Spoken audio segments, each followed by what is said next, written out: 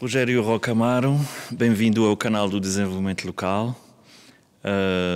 A minha primeira pergunta é sempre a mesma. Vou-te pedir para te apresentares em termos de percurso de vida, percurso profissional e como é que chegaste a este mundo do desenvolvimento local. A resposta pode ser sucinta ou não. Dificilmente será sucinta, porque é de facto um percurso para mim muito interessante e cheio de episódios curiosos. Mas antes disso queria cumprimentar-vos o vosso trabalho que vocês estão a fazer para este canal de desenvolvimento local, que é uma das minhas paixões, o desenvolvimento local ou comunitário. Eu utilizo indiferentemente, embora haja quem distinga, mas utilizo indiferentemente e justifico, inclusive já por escrito, porque é que é indiferentemente. Prefiro normalmente, quando estou em contexto de comunidades, portanto com as pessoas do terreno, usar a expressão desenvolvimento comunitário, porque é mais emocional, é mais afetiva, é mais sentida, é menos... Desenvolvimento local é mais intelectual, é mais refletida.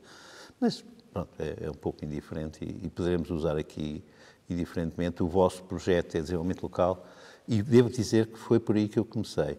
Pronto, mas respondendo à pergunta propriamente dita, mas queria só terminar agradecendo o convite. Falar sobre desenvolvimento local é sempre para mim uma paixão, é sempre para mim qualquer coisa que eu me entregue totalmente, porque é de facto uma das paixões, das missões que eu tenho assumido claramente nos últimos, vamos lá fazer contas, 40 anos ou mais, um pouco mais até da minha vida, nos últimos 40 anos da minha vida. Como é que eu cheguei até lá? Eu sou economista, é um bocado estranho eu falar de desenvolvimento local sendo economista. Economistas normalmente falam de macroeconomia, falam de taxas de juros, falam de inflação. Eu também falo dessas coisas, mas não é o que mais me apraz, não é o que mais me dá gozo. Talvez tudo tenha começado... É engraçado, agora estás-me a pôr essa pergunta, estava a lembrar de coisas. Uma delas, eu acabei a minha licenciatura de Economia no ISEG, atual ISEG, Instituto Superior de Economia e Gestão de Lisboa, a única escola de economia que havia na altura, em Portugal, em 1974. Eu acompanhei aquelas lutas todas dessa altura, inclusive a morte do Ribeiro Santos, daquele estudante de Direito que foi morto pela PIDE lá, num dos nossos anfiteatros. Portanto, eu vivi todas essas turbulências e lutas estudantis da altura. E acabei em 74, eu estava no 5º ano quando se deu o 25 de Abril, as aulas foram imediatamente interrompidas e é muito curioso, isto é um episódio que não tem nada a ver com o desenvolvimento local, mas não deixa de ser curioso com tal. Nós substituímos as cadeiras todas, que nos faltavam para acabar o curso, por um seminário chamado Imperialismo. Portanto, ali o que interessava na altura era estudar e fazer a crítica do imperialismo. Pronto, e acabei o meu curso com esse seminário que substituiu o resto das cadeiras que estavam a decorrer nesse ano. E o curso eram 5 anos, portanto já tinha feito 4 anos e meio até aí, isso foi metade do último ano. Bom, mas eu lembro perfeitamente quando, também é outra curiosidade, quando estava a acabar o curso, eu tinha de colega de turma o irmão do atual Presidente da República, que era o António Rebelo de Sousa, irmão dele, meu colega de curso, que tinha lá os seus contactos, naturalmente pela família que pertencia, e convidou-me para escrever um artigo num jornal que era o Jornal do Comércio. E eu propus escrever um artigo chamado Ser Economista Hoje. Foi o meu primeiro artigo, em 73, 74, mais ou menos, antes do 25 de Abril. Eu lembro perfeitamente de ter escrito esse artigo ligando a economia às questões do desenvolvimento. Portanto, eu diria que o primeiro bichinho do desenvolvimento local começou quando eu escrevi esse artigo e cheguei à conclusão de que, para ser economista, eu queria estar ligado ao desenvolvimento, ou seja, à luta pelo bem-estar das comunidades, das populações em geral. Mas nessa altura o meu foco era o terceiro mundo, que era assim que nós chamávamos na altura. Hoje designa-se mais pelos países do Sul, mas na altura era o terceiro mundo. E, portanto, fiquei logo muito esperto para trabalhar no apoio ao desenvolvimento dos países da África, da América do Sul, da Ásia, mas sobretudo da África e da América do Sul foi quem me chamou mais a atenção na altura. De alguma forma foi esse o bichinho original, de alguma forma. De tal maneira que eu comecei a dar aulas em 74, 75, logo a seguir, no ISCTE, e comecei logo pela cadeira de Economia e Desenvolvimento. Portanto, o tema de desenvolvimento está desde o princípio. Nunca me abandonou desde 74, portanto, nestes 50 anos até hoje, que ainda continuo a dar aulas, até hoje, nunca me abandonou. Mas era desenvolvimento assim, em geral, sem adjetivo, digamos assim. Mas eu diria que o bichinho começa aí, não é? Começa aí, tem a ver com a preocupação da vivência das pessoas, do seu bem-estar, daquilo que podemos chamar o bem comum, hoje, que chamamos hoje o bem comum. Bom, dá-se depois uma viragem interessante quando, alguns nos anos 80, acontecem duas coisas.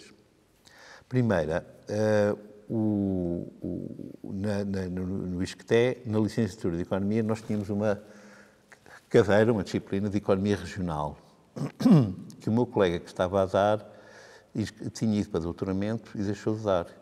E eu ofereci-me para dar essa cadeira. Pronto. E foi aí que eu descobri, do ponto de vista académico, o desenvolvimento local, verdadeiramente. Pronto. Eu comecei a dar essa cadeira e comecei a fazer trabalhos com os alunos no terreno. Lembro perfeitamente dos primeiros trabalhos que fizemos.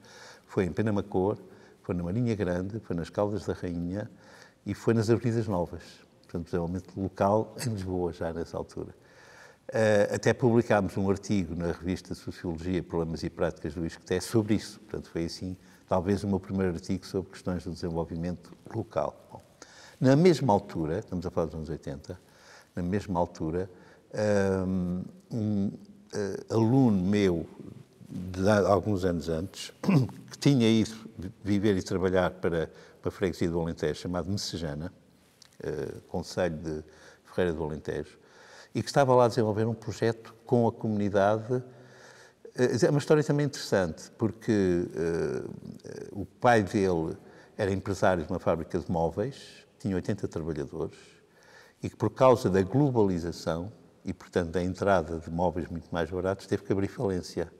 E, de repente, há 80 pessoas numa pequena comunidade, numa vila, que é Messejana, que ficam desempregadas. Aquilo atinge a comunidade em cheio, no seu bem-estar, digamos assim. Ele, filho do empresário que se preocupava com as pessoas, isto deve ter sido já em 85, 86, porque ele já beneficiou dos fundos comunitários, portanto, ele estava a entrar para a União Europeia. E ele avança com um projeto comunitário de formação e de apoio ao empreendedorismo, não se chamava assim na altura, para exatamente fazer face ao desemprego. E eu vou lá. Vou lá e fico fascinado com aquilo, com aquela ideia da comunidade tomar o destino nas suas mãos e promover iniciativas para resolver os seus problemas. Porque a história é, também, desse ponto de vista, é muito interessante, porque tem a ver com a marca do desenvolvimento local. Porque, inicialmente, aquelas pessoas, homens e mulheres desempregados daquela empresa, começam por ir ao centro de emprego local. E a resposta que lhe dão é, não temos aqui nenhuma oferta de emprego, dirijam-se à capital do distrito, que é Beja. Vão lá e lá disseram, temos aqui de facto uns cursos, não temos ofertas de emprego, temos uns cursos, mas vocês têm que ter o 6º ano. Não tinham, a 4ª classe. Portanto, estavam completamente fora. Desesperados, vêm até Lisboa uma comitiva e vão ao Ministério do Trabalho. Sabe o que é que responderam no Ministério do Trabalho, na Praça de Londres? Pois, nós compreendemos, mas vocês são 80, nós temos no país 400 mil desempregados e, portanto, 80 e 400 mil é uma pequena porcentagem. Portanto, nós não nos vamos destinar a vocês, queremos é encontrar uma resposta macro. Isto é muito curioso, porque significa que quem está em Lisboa vê grandes números, não vê a situação concreta, local, comunitária, direta, não é? Não vê pessoas, vê números, não é? 80 para 400 mil é um número, é uma porcentagem pequena. Para eles era uma porcentagem pequena. Eu devo dizer, porque eu já estava a acompanhar este processo na altura, quando eu ouço isto, eu tomei uma decisão dentro de mim que foi irreversível. Eu não vou ser economista de números, de estatística, quero ser economista de pessoas, porque o que está aqui em causa são as pessoas, não são os números. E acho que foi aí, juntamente com a simultaneidade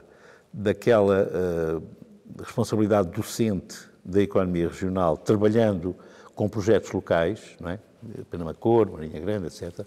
Olhão também, já lembro-me agora, que me faz virar definitivamente para o desenvolvimento local. Bom, e, portanto, repare nesta simultaneidade, eu faço essa viragem académica e docente. Outra coisa engraçada, eu, pela primeira vez, o ISCTE teve, na discussão dos trabalhos, pessoas das comunidades. Nós, para discutir os trabalhos com os alunos, eu convidei pessoas de Penamacor, de Castelo Branco, de Caldas da Rainha, Marinha Grande, pessoas que, obviamente, pudessem estar presentes, discutir, sei lá, ligados à autarquia ou ligados ao núcleo empresarial, ou qualquer coisa do género. E, portanto, há essa coincidência, que é mais coisa, mais anos, menos anos, agora não sei precisar o ano em que eu comecei a dar Economia Regional, mas é anos 80 também, aquilo tem uma diferença talvez de um ano ou dois, em que faço essa viragem docente e académica, com a viragem prática de terreno, de ter acompanhado este processo. E depois, a partir daí, nunca mais parei, porque a partir do momento em que eu percebi este trabalho que estava a ser feito em Messejana e descobri que, perante as respostas, ou as não respostas do Estado, a comunidade é que tinha agarrado no seu futuro e lutado por o construir, não é? com a ajuda daquele morador de lá, que tinha sido meu aluno, não é? Que eu fiquei definitivamente fascinado pelo desenvolvimento local, por esta capacidade da sociedade civil, das comunidades, de levarem para a frente o seu processo, a sua dinâmica de construção do seu bem-estar, de tal maneira que eu fiz-me imediatamente sócio da cooperativa que resultou desse projeto da Messejana, que ainda existe, que é a ESDIME, chama-se ESDIME. A ESDIME é mais ou menos o anagrama transformado para sonorizar bem da empresa de Messejana para o desenvolvimento integrado, na altura integrado, é ESDIME, desenvolvimento integrado. Eu fiz-me sócio, ainda sou hoje, dessa cooperativa, que foi a primeira ligação que eu tenho ao mundo do desenvolvimento local, ao muito concreto, ao muito prático, não é? E nunca mais abandonei isso, de tal forma que, quando esse projeto acabou, e teve um sucesso notável, porque foram criados 100 postos de trabalho autónomos ou por conta de outrem, portanto as pessoas saíram do desemprego graças ao projeto da comunidade, portanto há um projeto de facto da comunidade, e de tal maneira que quando um dos formadores desse projeto vai replicá-lo noutra terra do Alentejo, que era o Concelho de Viana do Alentejo, Alcáçovas, mais precisamente, esse protagonista é uma figura conhecida, muito conhecida em Portugal, que foi o Camilo Mortágua, o pai das gêmeas Mortágua, que estão no Bloco de Esquerda, não é? Eu acompanhei, fui com ele para Alcáçovas e lá criámos uma outra dinâmica de desenvolvimento local que deu origem à Associação Terras Dentro.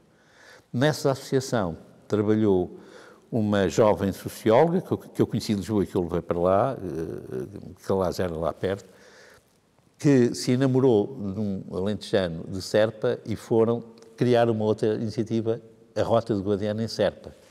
E, portanto, há aqui uma sequência, e depois Mértola, e depois Castelo Vido, depois Reguengos de Monsaraz, e eu não saía do Alentejo, ou melhor, eu ia ao Alentejo praticamente todos os dias depois de acabar as aulas. Pegava na minha carrinha, tinha uma carrinha de 9 lugares, porque tinha já uma família de 4 filhos, e, portanto, pôs levar todos para férias e para onde fosse. Pegava na minha carrinha às 6, 7 da tarde, ia para o Alentejo, acompanhar este processo, ficava lá sempre até à 1, 2 da manhã, voltava para Lisboa, porque no dia seguinte de manhã tinha que os levar à escola, e, portanto, foi um período fantástico de vários pontos de vista, de encantamento por esta dinâmica comunitária que estava a surgir por todo lado, ao mesmo tempo, e nessa altura era só Alentejo. O desenvolvimento local, do ponto de vista prático, para mim, é Alentejo, porque as dinâmicas estavam todas as mais interessantes. Havia também depois, noutros lados, com o programa LEADER, com o programa europeu para financiar projetos em meio rural. LEADER é o acrónimo de uma expressão francesa que é Liaison entre Action de Développement en Milieu Rural, portanto, a ligação de projetos de desenvolvimento em meio rural, para quem nos vai ver e não sabe o francês, e, portanto, eu fiquei muito ligado a essa dinâmica, a esses projetos, fiz parte, acompanhei outros projetos nessa altura, fiz inclusive a parte também de um projeto em Castelo Vido, Mértola, Serpa, pronto, acompanhei esses processos, mas era meio rural, era Alentejo, e eu deslocava-me para o Alentejo, e nessa altura, de certa maneira, o meu ativismo tornou-se mais predominante do que a minha reflexão teórica, mas alimentou-a, porque eu, entretanto, continuei a dar aulas na Economia Regional e depois fui dando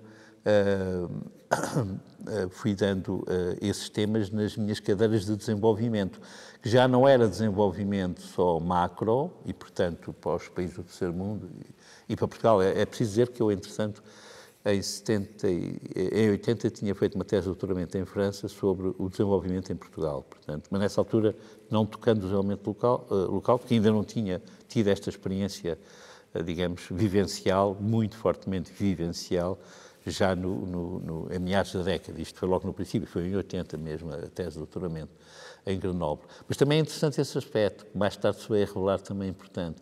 Eu em Grenoble conheço um francês que fez uma tese de doutoramento, a primeira tese de doutoramento da Europa sobre desenvolvimento local, que é o Bernard Picard, um francês que desenvolveu uma tese lá em Grenoble, e isso deixou-me cá marcas também. Mais tarde vim a recuperar isso, vim a recuperar essa tese, vim a recuperar esse conhecimento que ele me permitiu, nomeadamente através depois dos livros que publicou, e isso também acabou por me influenciar. E, portanto, a minha chegada ao desenvolvimento local tem a ver com esta conjugação, deste pedido para eu dar Economia Regional, onde vou para o terreno, e ao mesmo tempo, ter descoberto no Alentejo estas dinâmicas fantásticas de desenvolvimento local. E não fico por aí. Passado pouco tempo, em 92, conversando com o presidente do IFP, ele desafia-me a escrever o primeiro relatório sobre iniciativas de desenvolvimento local em Portugal.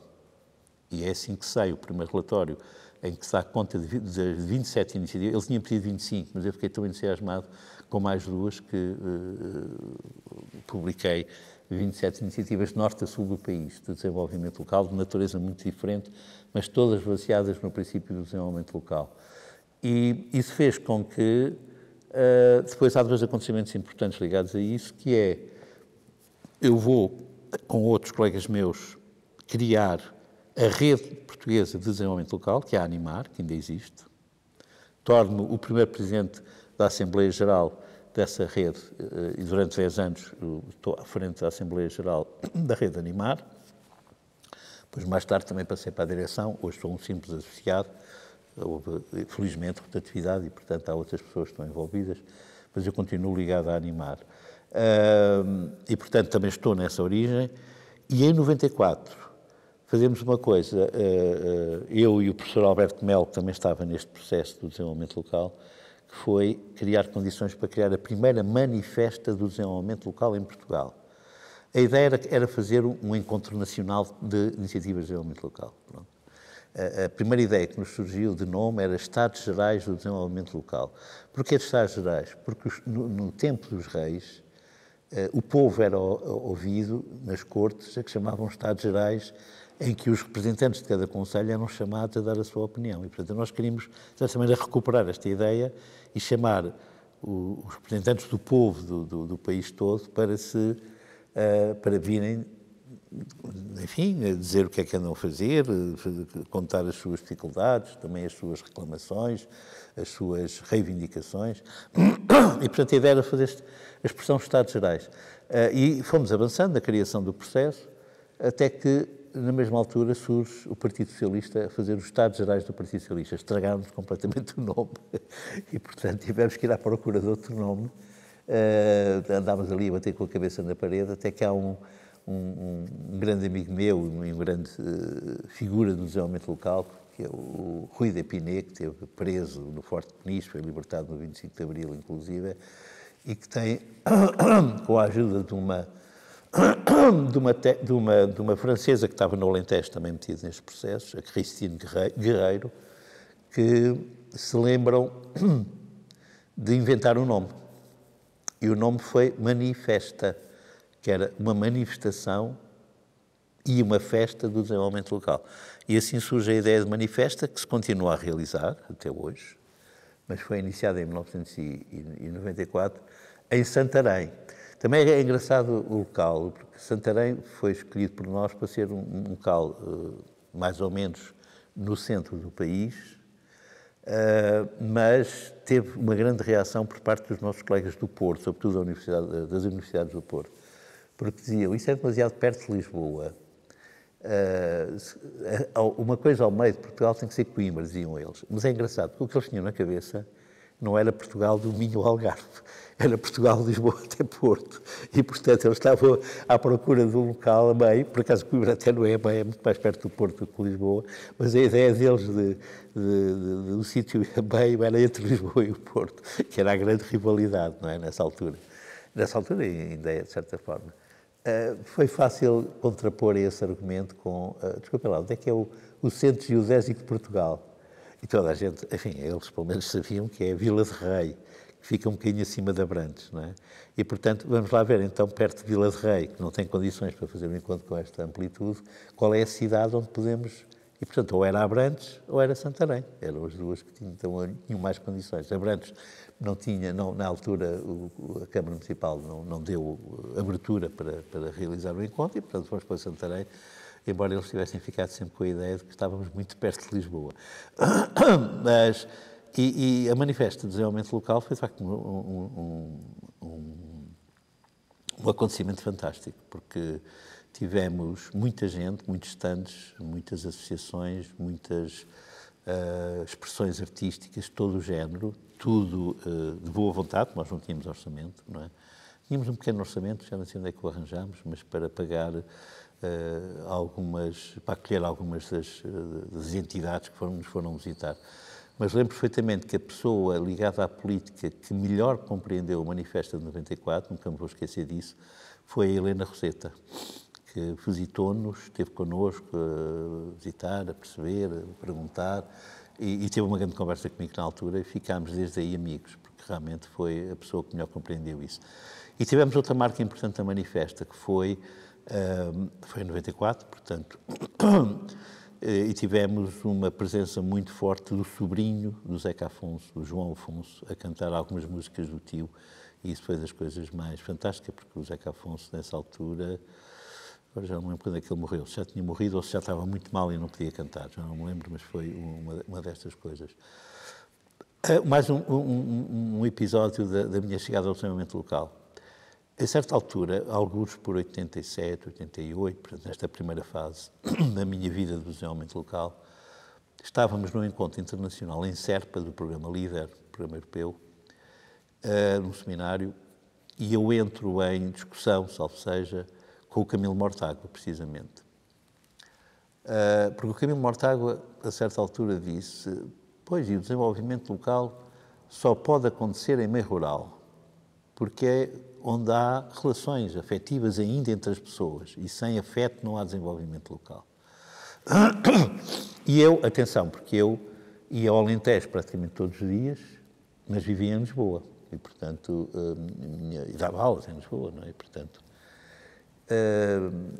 portanto, apaixonei-me pelo Alentejo. Eu devo dizer que essas minhas múltiplas idas ao Alentejo,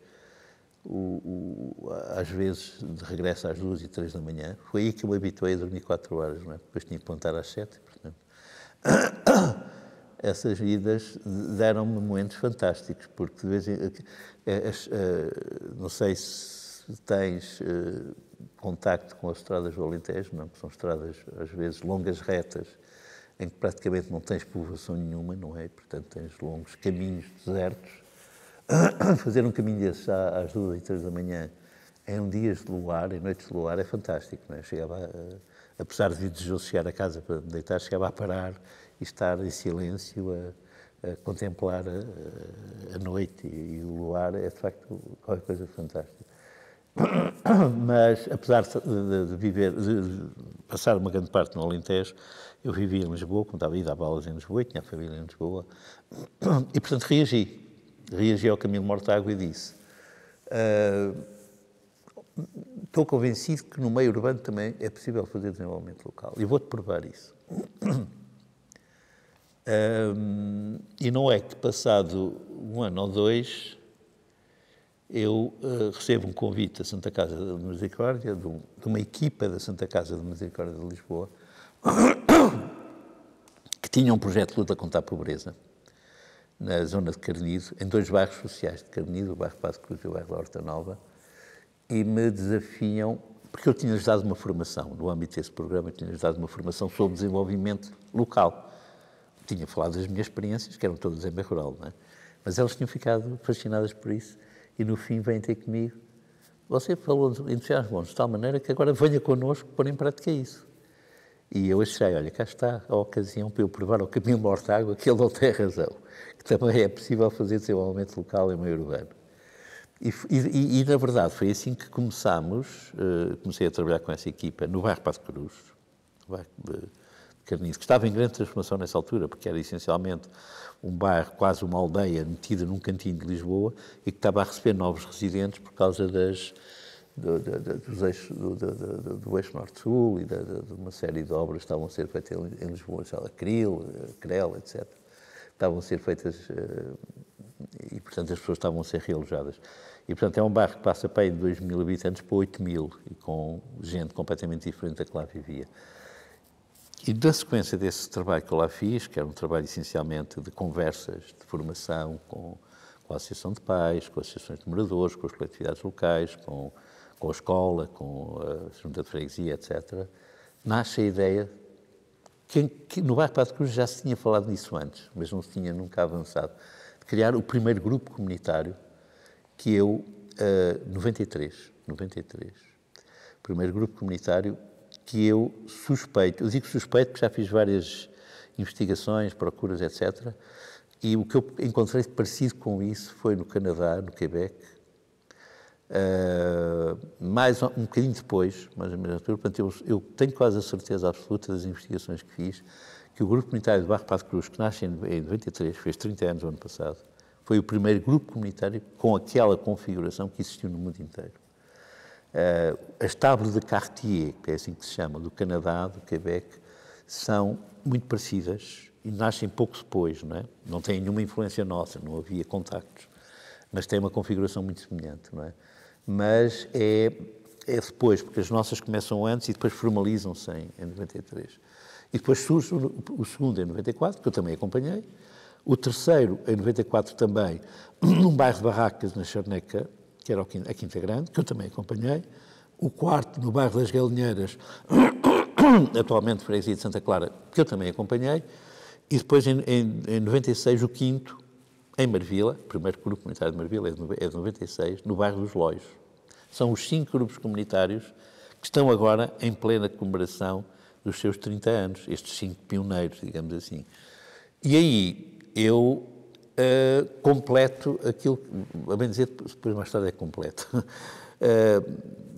Depois isto tem vários episódios, não é? Mas digamos que a minha entrada no desenvolvimento local, para continuar no registro da primeira pergunta, tem aqui este outro episódio fundamental, que é a entrada no meio urbano onde eu vivia, e portanto... E curiosamente aí, enquanto que até aí tínhamos usado sempre a expressão desenvolvimento local, nesses casos, daqui de Lisboa, dos grupos comunitários, passámos a usar a expressão desenvolvimento comunitário, com o mesmo significado.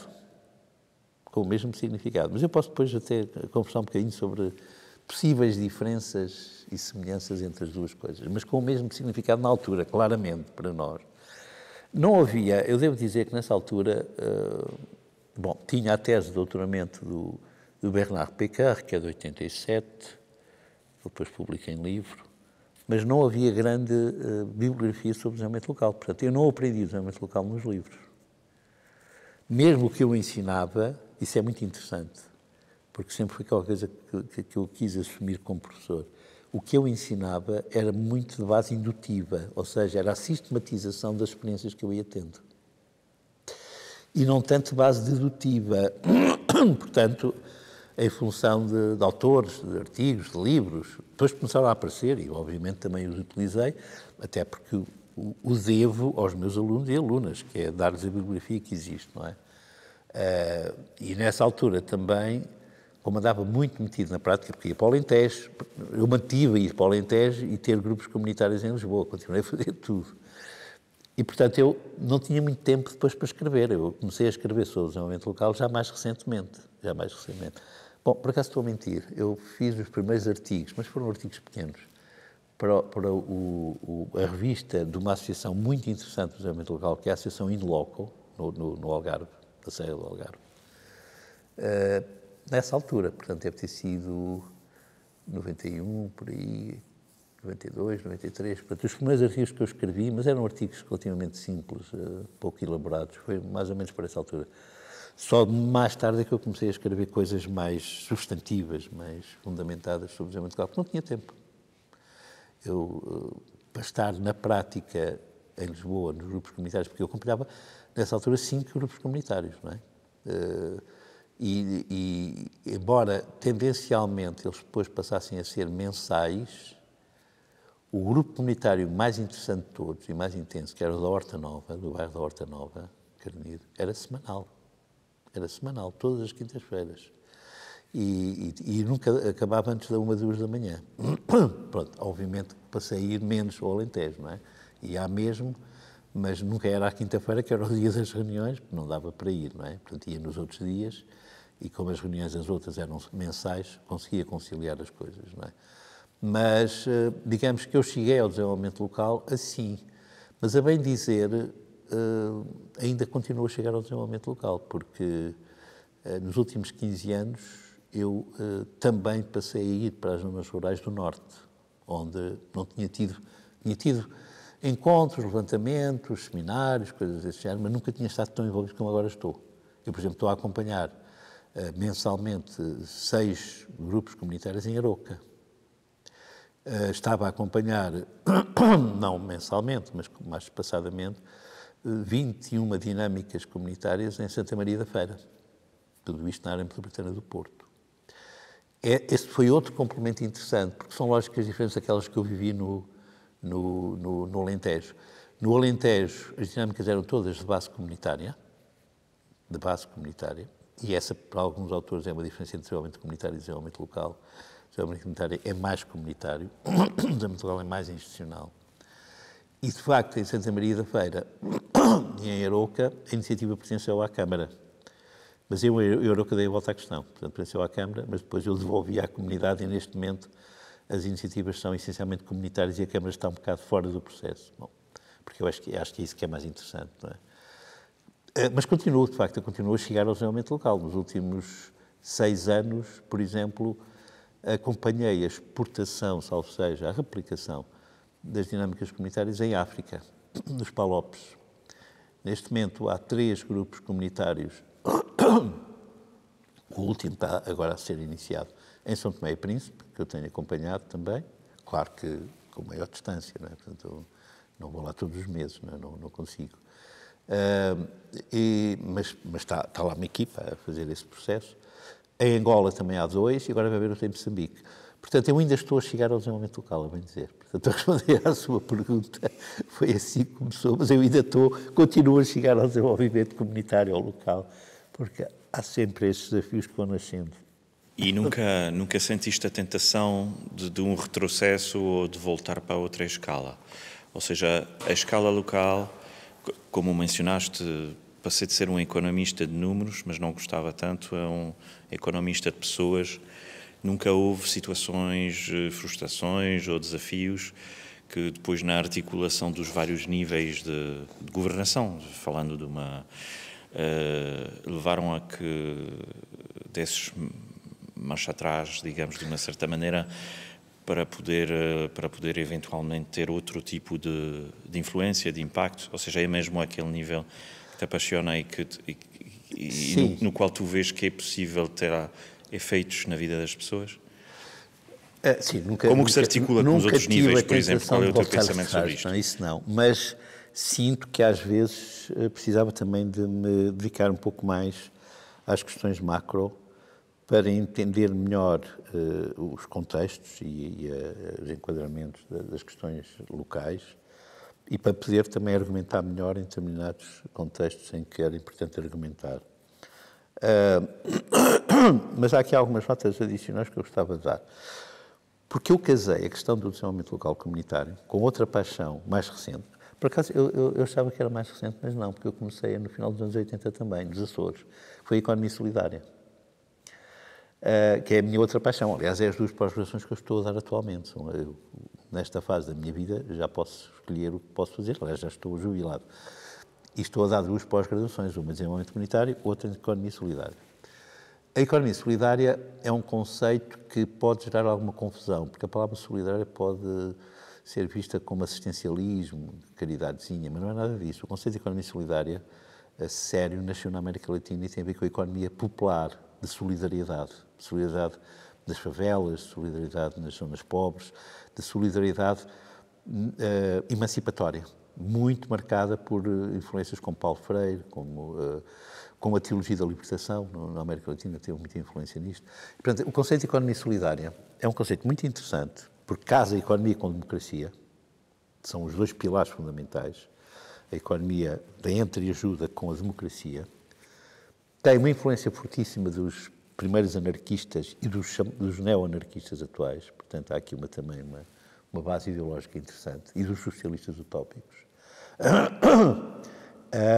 E não se revê completamente na sua mãe, que é a economia social, porque a economia social aburguesou-se, acomodou-se, encostou-se ao Estado, perdeu a democracia muitas das vezes e, portanto, embora é verdade que a economia social do século XIX pode ser considerado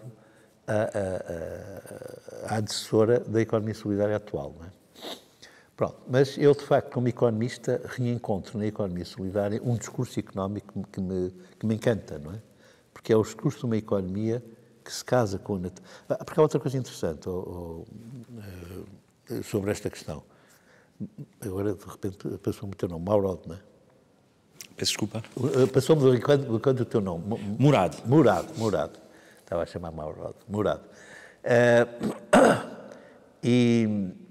Porque eu comecei nos Açores e depois completei em Cabo Verde. São ilhas, onde a relação com a natureza é muito intensa e muito afetiva. E apercebi-me que a solidariedade de que fala a economia solidária é uma solidariedade que nessas zonas é ecocêntrica e não meramente antropocêntrica. Ou seja, é também a solidariedade com os outros seres vivos, com a natureza, com as plantas, com os animais, e não apenas a solidariedade com os pobrezinhos, não é? Aliás, nem sequer, também é com os que mais sofrem, é evidente, também é.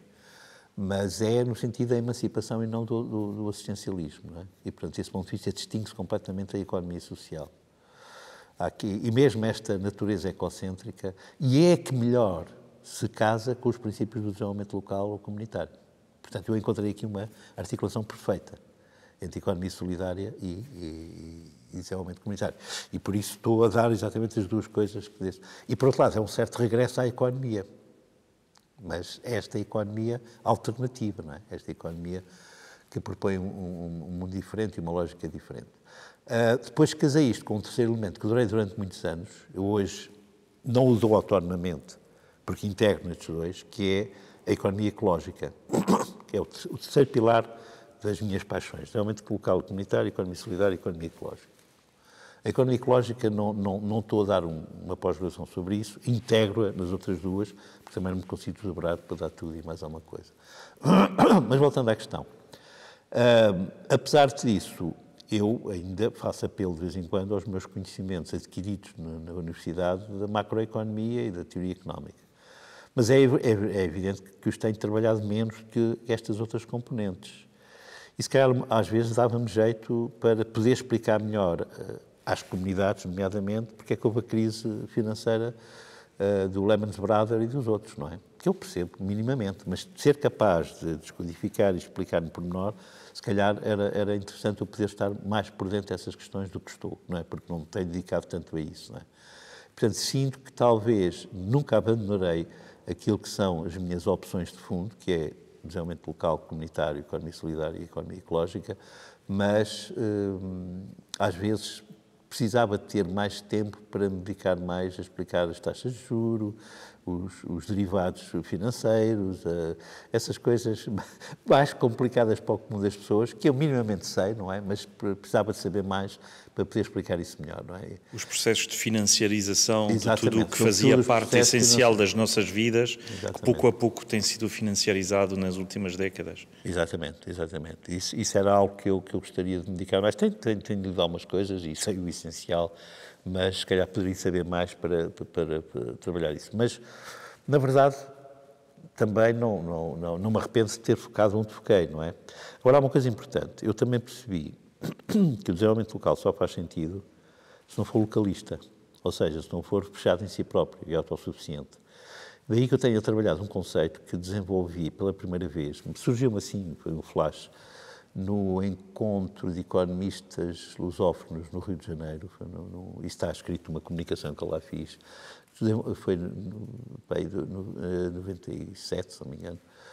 Desenvolvi o conceito de glocalização, que no fundo é inserir o desenvolvimento local numa globalização alternativa. E, portanto, o local ser um ponto de partida para uma globalização diferente daquela que nos é proposta de cima para baixo. Isso é um conceito interessante, eu tenho trabalhado, é um conceito interessante na medida em que não podemos ficar fechados no localismo, não é? Naquilo que é a autossuficiência do local. O local tem que ser visto na interação com o global e tem que reconstruir um novo global a partir do local e da diversidade, que é isso que é fundamental, não é? E, portanto, eu acho que também esse e cá está, isso também me obriga a saber minimamente as lógicas da economia global, não é? Da economia mundial. Felizmente, eu dei essas cadeiras... Aliás, como professor, dei um pouco de tudo, não é? Portanto, isso foi uma vantagem, desde microeconomia até contabilidade nacional, até economia internacional, sei lá. Dei um bocadinho de tudo e isso permite-me percorrer isso, não é? Agora, nos últimos tempos, de facto, tenho-me concentrado mais nestas áreas e, portanto, se calhar não era mau eu arranjar tempo para voltar a aprofundar alguns desses temas para poder enquadrá-los melhor, não é? Mas nunca fiz tentado para abandonar aquilo que é neste momento a minha opção de fundo nestes últimos anos, nestes largos anos, que é exatamente o desenvolvimento local, agora a economia solidária e a economia ecológica também, como referi, é verdade. E mencionaste, por exemplo, o programa Líder, a maneira como se tem estruturado primeiro com programas para o mundo rural e depois, pronto, chegou para áreas urbanas, o modelo. Sim. Mas achas que estes programas que vêm com financiamentos associados têm trazido capacitação ou descapacitação, na tua opinião? Eu vou desenvolver só numa linha Sim. que muitas vezes o que chamamos formação ou capacitação corresponde à adoção de regras e processos que vêm impostos, ou quase, com o próprio financiamento que está por detrás destas linhas estruturantes para estes programas de desenvolvimento local. Qual é a tua visão sobre isto? Se isto foi... Ou seja, são modelos, e se estes modelos têm feito mais bem ou mais mal em termos de estruturação de como se encarava o desenvolvimento comunitário e o desenvolvimento local. Sim, esse é um tema... Até é uma coisa que pode ser etnocentrista e que já foi, e que se conhece no âmbito, já foi analisada, primeiro na economia para o desenvolvimento, para as pessoas os países do terceiro mundo, digamos. Sim.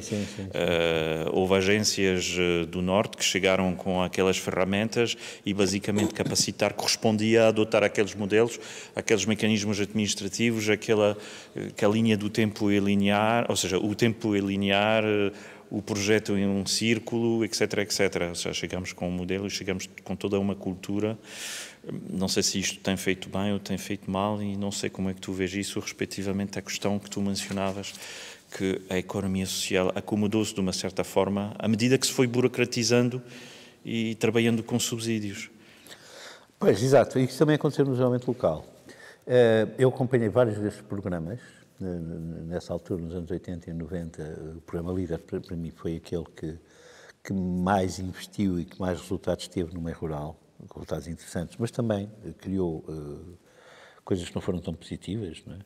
Mas houve outros programas. O programa Luta contra a Pobreza, por exemplo, também deu financiamento a projetos, como, aliás, no caso que eu contei há bocadinho dos grupos comunitários, nasceram de um programa de luta contra a pobreza. Mais recentemente, temos o BIPSIP, que é em Lisboa, não é?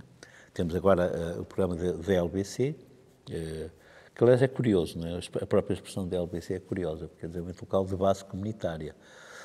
Em princípio, o desenvolvimento local devia ser sempre de base comunitária. Mas, na verdade, e esse é um dos aspectos que distingue uma concepção de desenvolvimento local mais institucional de uma concepção mais comunitária, é que nem sempre é de base comunitária. Muitas vezes é de base institucional porque resulta de uma política de uma autarquia, por exemplo, de uma ação de uma autarquia, de uma iniciativa de uma autarquia, ou resulta de instituições, como, por exemplo, a Santa Casa de Misericórdia de Lisboa, por exemplo, ou a Fundação HK, por exemplo, também em Lisboa atualmente.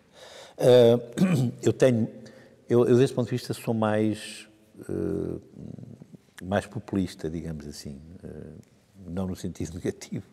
Ou seja, revejo muito mais nas iniciativas que tiveram origem na comunidade e que têm como principais promotores a própria comunidade, que ela própria depois recorre a instituições ou para se completar, digamos assim, não é?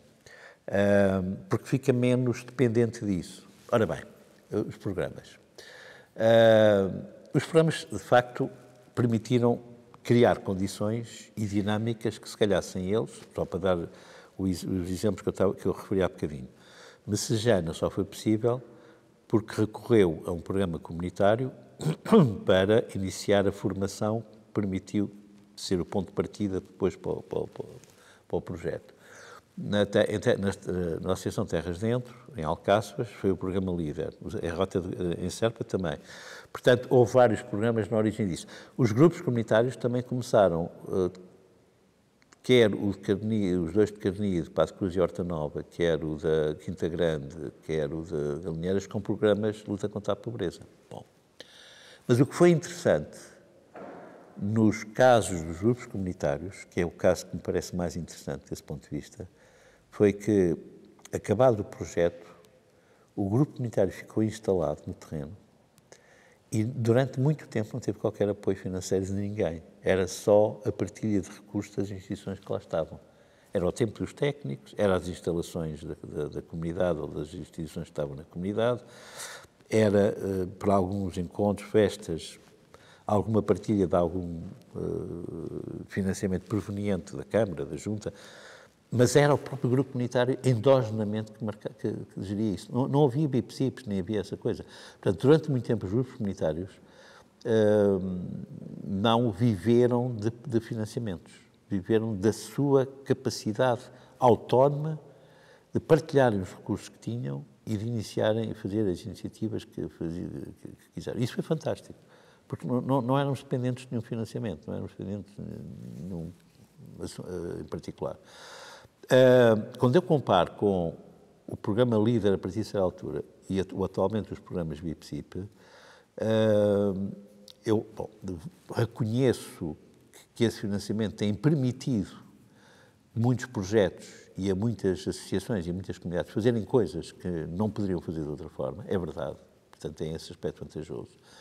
Eu próprio estive envolvido recentemente num projeto dos bairros saudáveis no bairro da Flamenga, aqui em Marvila, porque não havia nenhuma instituição para ser a instituição promotora formalmente, para poder fazer relatórios e fazer a contabilidade. E, portanto, eu faço parte de uma associação que nós criamos no ISCTE, que é a Glocal CID, cá está o Glocal, não é? Que eu referi há bocadinho, está no nome. CID é Democracia, Cidadania e Desenvolvimento, e o Glocal é global e local, não é? É a conjugação das duas palavras. Mas eu reconheço que tem essa vantagem, mas tem podem ter uma grande desvantagem, que é fazer as comunidades ficarem dependentes da existência de financiamentos. E quando não há financiamentos, morre tudo ou cai tudo. Isso é uma desvantagem, criar dependência. Portanto, eu sou sempre muito interrogativo em relação a recorrer sistematicamente a programas destes. Mas reconheço que têm tido um papel importante. Tem outra desvantagem, que é criar paraquedistas, ou seja, instituições que aterram num determinado território porque precisam de territorializar a sua candidatura, às vezes nem sequer conhecem o território. Eu vejo aparecer nas reuniões de grupos comunitários um número bastante grande de instituições que eu nunca lá vi, nesses territórios, mas que descobrem que o bairro tal é interessante porque tem uma problemática grande de pessoas em dificuldades, ou porque tem uma problemática grande de pessoas idosas, ou o que for, e vão lá propor-se fazer uma candidatura, sem nunca ter estado e sem sequer ouvirem um grupo comunitário sobre a candidatura. Às vezes vão lá apresentar a candidatura que já fizeram. Isto é o que chamamos de paraquedistas, não é? E, portanto, esse é um risco muito grande, que é criar instituições que praticamente... houve uma vez uma amiga minha que chamou isso os fósforos. Acendem, enquanto o projeto diz, depois apagam e desaparecem. E, portanto, fazem ali um brigarete, quando acendem, não é? Quando o projeto está a funcionar e depois desaparecem. E, portanto, é ambíguo, porque eu reconheço, por um lado, sem isso seria difícil fazer determinadas coisas, mas, por outro lado, tem estas duas desvantagens. Criar dependências, quando não há projetos BIP-CIP ou quando não há projetos não sei o quê, não se faz nada, fica-se na dependência desses projetos, desses programas, e criar paraquedistas, ou seja, instituições que vão e depois desaparecem, vão só lá por oportunismo, digamos assim, episódio. Portanto, daí que eu não sou particularmente fã de viver desses programas, não sou, de todo por causa disto, não é? Também há outra coisa curiosa que vem associada a isso. Eu nunca ganhei dinheiro com o desenvolvimento local.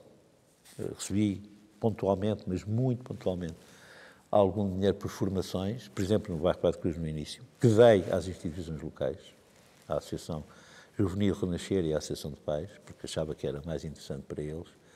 De resto, nestas andanças que ando a fazer, não recebo. Quando muito, por exemplo, quando vou à Aroca para despesas de transporte, mas não como remuneração. Tenho gozo nisso, mas tenho a possibilidade de o fazer porque dou aulas e recebo como professor, não é? Isto quer dizer uma coisa interessante que discutimos várias vezes na Animar, porque há dois tipos de protagonistas do desenvolvimento local. Os que vivem do desenvolvimento local e os que não vivem do desenvolvimento local, mas vivem para o desenvolvimento local. Ou seja, há os funcionários do desenvolvimento local e há os, digamos, como é que eu ia chamar, os voluntários do desenvolvimento local. Eu sempre quis, e se for voluntário, nunca fui. Isso dá-me uma grande liberdade, porque não tenho que andar a fazer candidaturas de qualquer maneira só para garantir a minha remuneração, não é? Ou seja, com ou sem programas eu estou lá, com ou sem financiamento eu estou lá, porque estou por gosto, não é? Eu neste momento estou a acompanhar, transversalmente todos os grupos comunitários que há na área metropolitana de Lisboa, mais de perto, 6 deles a que vou a todas as reuniões, todas. Por exemplo, só para dar um exemplo, próxima semana, quarta-feira, tenho o grupo comunitário das Fonsecas e Calçada, ao qual vou sempre. Na quinta tenho o grupo comunitário das Galinheiras e Masfeira, ao qual vou sempre. Não é? Agora estou cheio de curiosidade e interesse a acompanhar o novo grupo comunitário que está a nascer na Penha de França. Estes grupos comunitários, e irei sempre, independentemente de haver financiamento, porque eu não tenciono, nunca recebi, nem tenciono receber. Não faço por gosto, faço por convicção, faço porque acredito no bem comum. Porque acredito numa coisa que eu não referi ainda, que é importante referir nesta conversa. Já ouvi falar dos baldios? Não. Não sabe o que é que são os baldios? Os baldios. Baldios. Terrenos? Sim. Sim, eu sei o que é um terreno baldio, mas os baldios em concreto, Pronto. a que é que se refere? É uma história interessante. A palavra baldio tem uma conotação para o senso comum, digamos assim, para a generalidade dos cidadãos, e pelo que eu visto também para ti, que é natural, que é um terreno abandonado, é um terreno improdutivo. Sim. Mas não é verdade. A palavra baldio é uma palavra de origem germânica, que quer dizer o terreno está no cimo do monte. Isso tinha uma explicação, que é, provavelmente, no tempo dos visigodos, enfim, dos povos germânicos que chegaram aqui a Portugal, criou-se as terras comunitárias. O baldio era uma terra comunitária. O baldio é, tecnicamente, uma terra comunitária. Aliás, é legalmente uma terra comunitária. Ou seja, são terras, normalmente eram as terras mais no cimo dos montes, porque eram menos cultivadas, que eram para uso da comunidade. E o que é que a comunidade lá ia buscar? Ia buscar madeira para fazer os móveis ou para lenha, ia buscar mato para a cama dos animais e ia pastar os animais. Basicamente eram estas 3 utilizações: madeira, mato e pastagem, né? Pastagem espontânea, digamos assim. E era de utilização comunitária, portanto, iam lá à vez, quem queria, precisava, ia lá. Em Portugal, os baldios tiveram uma importância muito grande durante toda a Idade Média, apesar de haver os conventos e as terras senhoriais, mas os baldios eram as terras, como eram no cimo dos montes, os conventos e os senhorias não ligavam muito a elas. Isto até ao século XIX. Segundo os historiadores dos baldios, existiam mais ou menos 70% de terras eram baldios. No século XIX, que é quando entra o capitalismo em força em Portugal, dá-se um movimento de privatização dos baldios com o argumento, e daí vem a tal conotação que se lhe dá, de que essas terras estavam mal aproveitadas. E, portanto, tinham que ser rentabilizadas, na lógica capitalista, naturalmente. E, portanto, dá-se um movimento de privatização dos baldios à força, de uma forma violenta. A primeira ataque aos baldios em Portugal é a do capitalismo privado. Os senhores das aldeias, das terras, queriam alargar as suas propriedades privadas e ocupam os baldios com o argumento que está mal aproveitada. E, portanto, conotando a improdução, os serem improdutivos e serem mal aproveitados. E, portanto, há uma incursão terrível sobre os baldios em Portugal no século XIX. E, portanto, os baldios crescem muito em Portugal. No século XX, com o salazarismo, há uma segunda invasão dos baldios, que é o Estado que o faz. Os serviços florestais. Porquê? Por causa da riqueza dos pinheiros, da resina, que era muito rica nessa altura e tinha para exportação. E, portanto, o Estado ocupa uma série de baldios. Há, inclusive, episódios violentos com a Guarda Nacional Republicana a disparar contra a população que se queria opor a isso. E chega a haver feridos, mortos, creio que não, mas feridos há, nos anos 30, nomeadamente. E, portanto, os baldios decrescem extraordinariamente. Neste momento são para aí 16%. Mas persistem. Portugal e penso que a Escócia e a Galiza são as únicas zonas na Europa que ainda têm baldios legalmente reconhecidos. Porque os baldios organizaram-se, lutaram e conseguiram manter uma lei, e na Constituição, com o 25 de Abril, manter a lei dos baldios. Então é muito interessante, porque existe uma lei própria para os baldios, a lei dos baldios, que estipula que o baldio é uma terra comunitária, que é gerida pelas pessoas da aldeia, pela sua Assembleia da Aldeia, chama-se Assembleia de Compartes, que não precisa de ser formalizada em associação, basta a Assembleia reunir-se e decidir os usos do baldio. Atualmente os baldios voltaram a ganhar muita importância. Porquê? Por causa das antenas eólicas, que dão um rendimento. E neste momento há um combate, novamente, entre os baldios e as juntas de freguesia, porque a lei estipula que quando as assembleias de compartes não se reúnem, porque as aldeias foram despovoadas, quem deve tomar conta dos baldios são as juntas de freguesia. Então, há juntas de freguesia que hoje não querem... mas desde que haja assembleia de compartes, têm que devolver à assembleia de compartes. Eu, neste momento, estou a acompanhar um processo de luta de baldios na Arouca, porque a comunidade quer retomar os baldios e a junta de freguesia não lhes quer dar. Porquê? Porque tem uma série de antenas eólicas, porque tem uma série de percursos turísticos onde tiram muito dinheiro para a junta de freguesia. E a comunidade quer que assim seja para si diretamente. Porquê é que eu estou a falar dos baldios? Porque os baldios têm a ver com o desenvolvimento local. Ou seja, são uma expressão raríssima na Europa, como eu acabei de dizer, do que é uma coisa que o século XX quase destruiu, que foi a ideia de comunidade. O século XX, até por razões ideológicas, reduziu a discussão política e ideológica a dois vetores.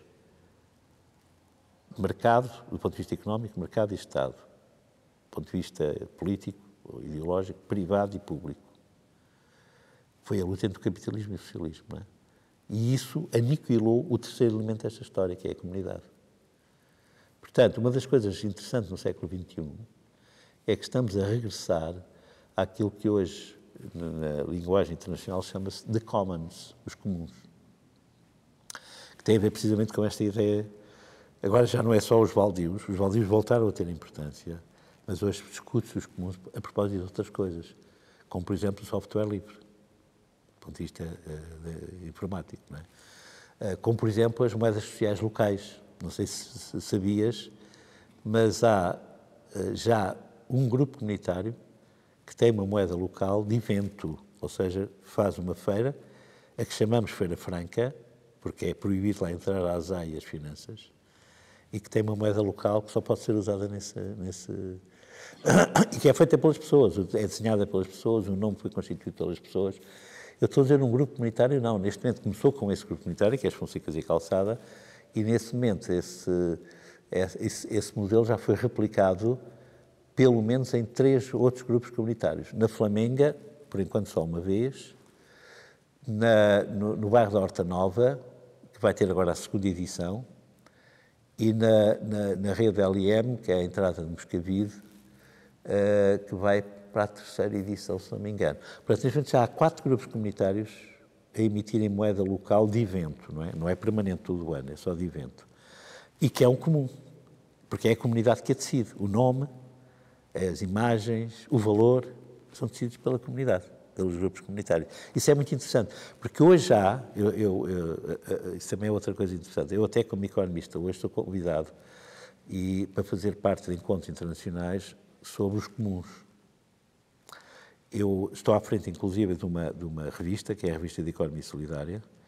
Já publicámos 15 números. 2 desses números foi sobre os comuns, porque já havia tanto tema, tanta contribuição, que tivemos publicado os números sobre os comuns. Portanto, o tema dos comuns hoje voltou à baila. A propósito de várias coisas, nomeadamente até a propósito da água.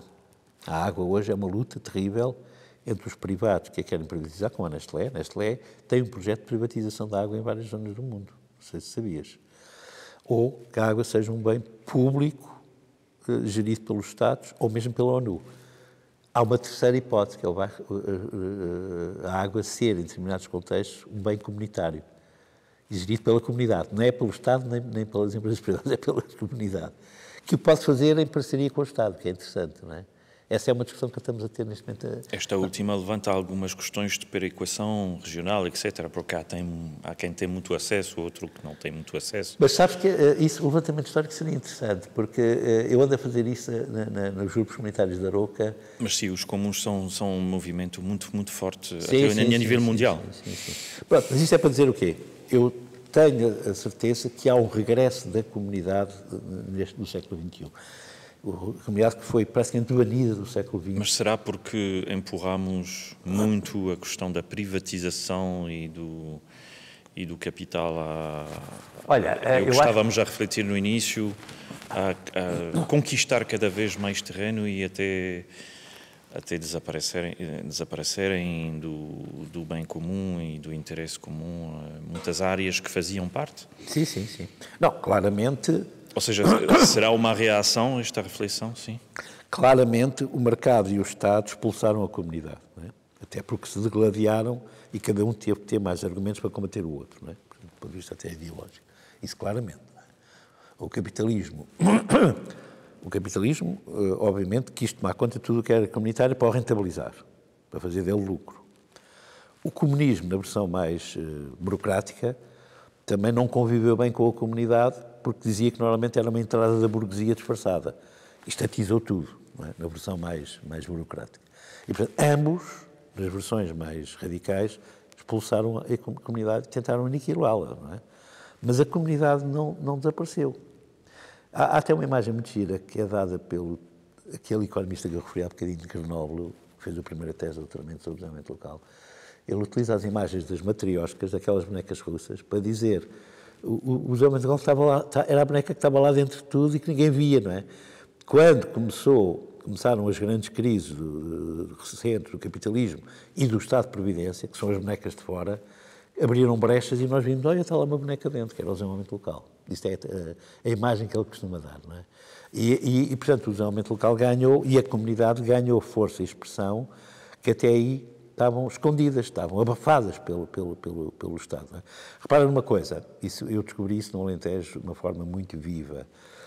As identidades locais, que são muito próprias, aliás, de todo o país, não é só no Alentejo, não é? Mas no Alentejo talvez tenha sido mais forte isso. As identidades locais praticamente estavam perseguidas pela identidade nacional, que inclusive punha em causa o uso de dialetos locais, o barranquenho, por exemplo, ou o mirandês, lá em cima no norte. Não é? Praticamente foram perseguidos, agora estão a regressar. Não é? Porquê? Porque se considerava que punha em causa a identidade nacional. A nação era a boneca que escondia as bonequinhas que estavam lá dentro, que eram as identidades locais. Não é?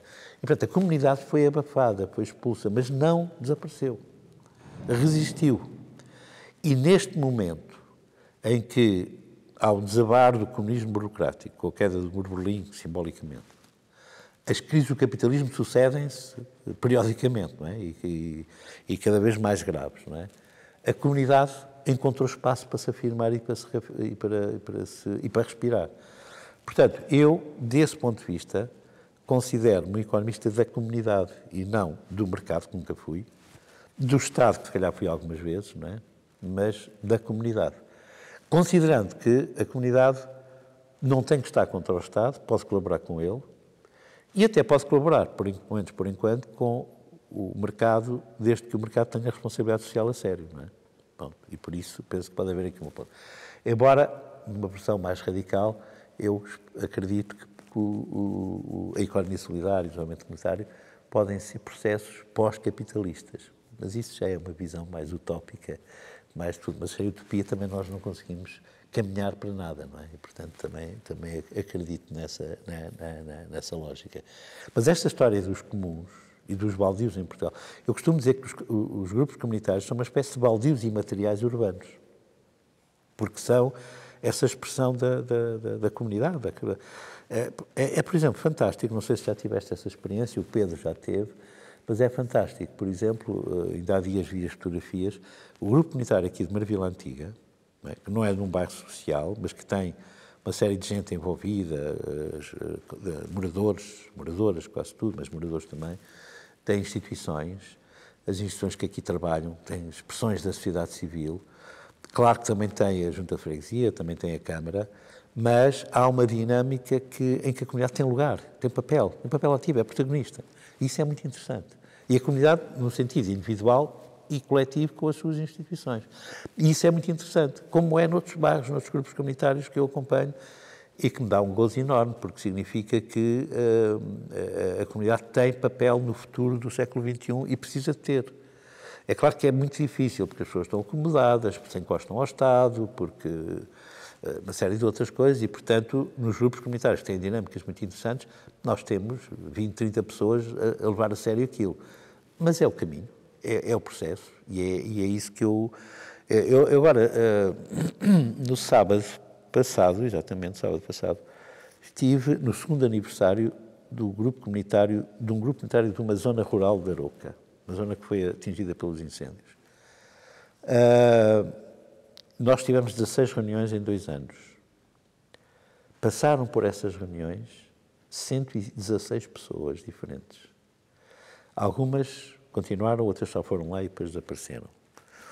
Mas as pessoas nunca se tinham apercebido da quantidade de coisas que já se fizeram, que se conquistaram. Olha, uma da mais recente é recuperar a roupa usada para vender numa loja, em princípio, criar uma cooperativa com isso. A maior parte das pessoas rejeitava esta ideia. Ninguém vai querer usar roupa usada. Depois vão dizer, porque aquilo é zona rural, toda a gente se conhece, estás a usar a minha camisola ou a minha saia, não sei o quê. Estavam completamente enganados. Tem sido um sucesso espantoso. Nós temos estado a vender aquilo em feiras comunitárias, as tais feiras francas, que eu falei há bocadinho, também estamos a fazer lá. E foi fantástico. A festa de aniversário foi fantástico. As pessoas não se tinham apercebido. Eu devolvi-lhes os números. Já está. Os números às vezes podem ser úteis para as pessoas, se forem enquadrados nas pessoas. Não é? Eu devolvi-lhes os números e as pessoas nunca tinham pensado que numa comunidade tão pequena, porque passaram lá 116 pessoas, deve ter sido para aí 1/3 dos residentes da aldeia, de todas as idades possíveis e imaginárias. e pessoas entre os 6 anos e os 86 anos. Portanto, uma grande variedade etária. E é muito interessante. E sobretudo depois quando eu lhes disse, olha, e destes 116 há uma série deles que estiveram em muitas reuniões, quase todas, e portanto isto é fantástico. Mas isto é para dizer que há o regresso da comunidade no século XXI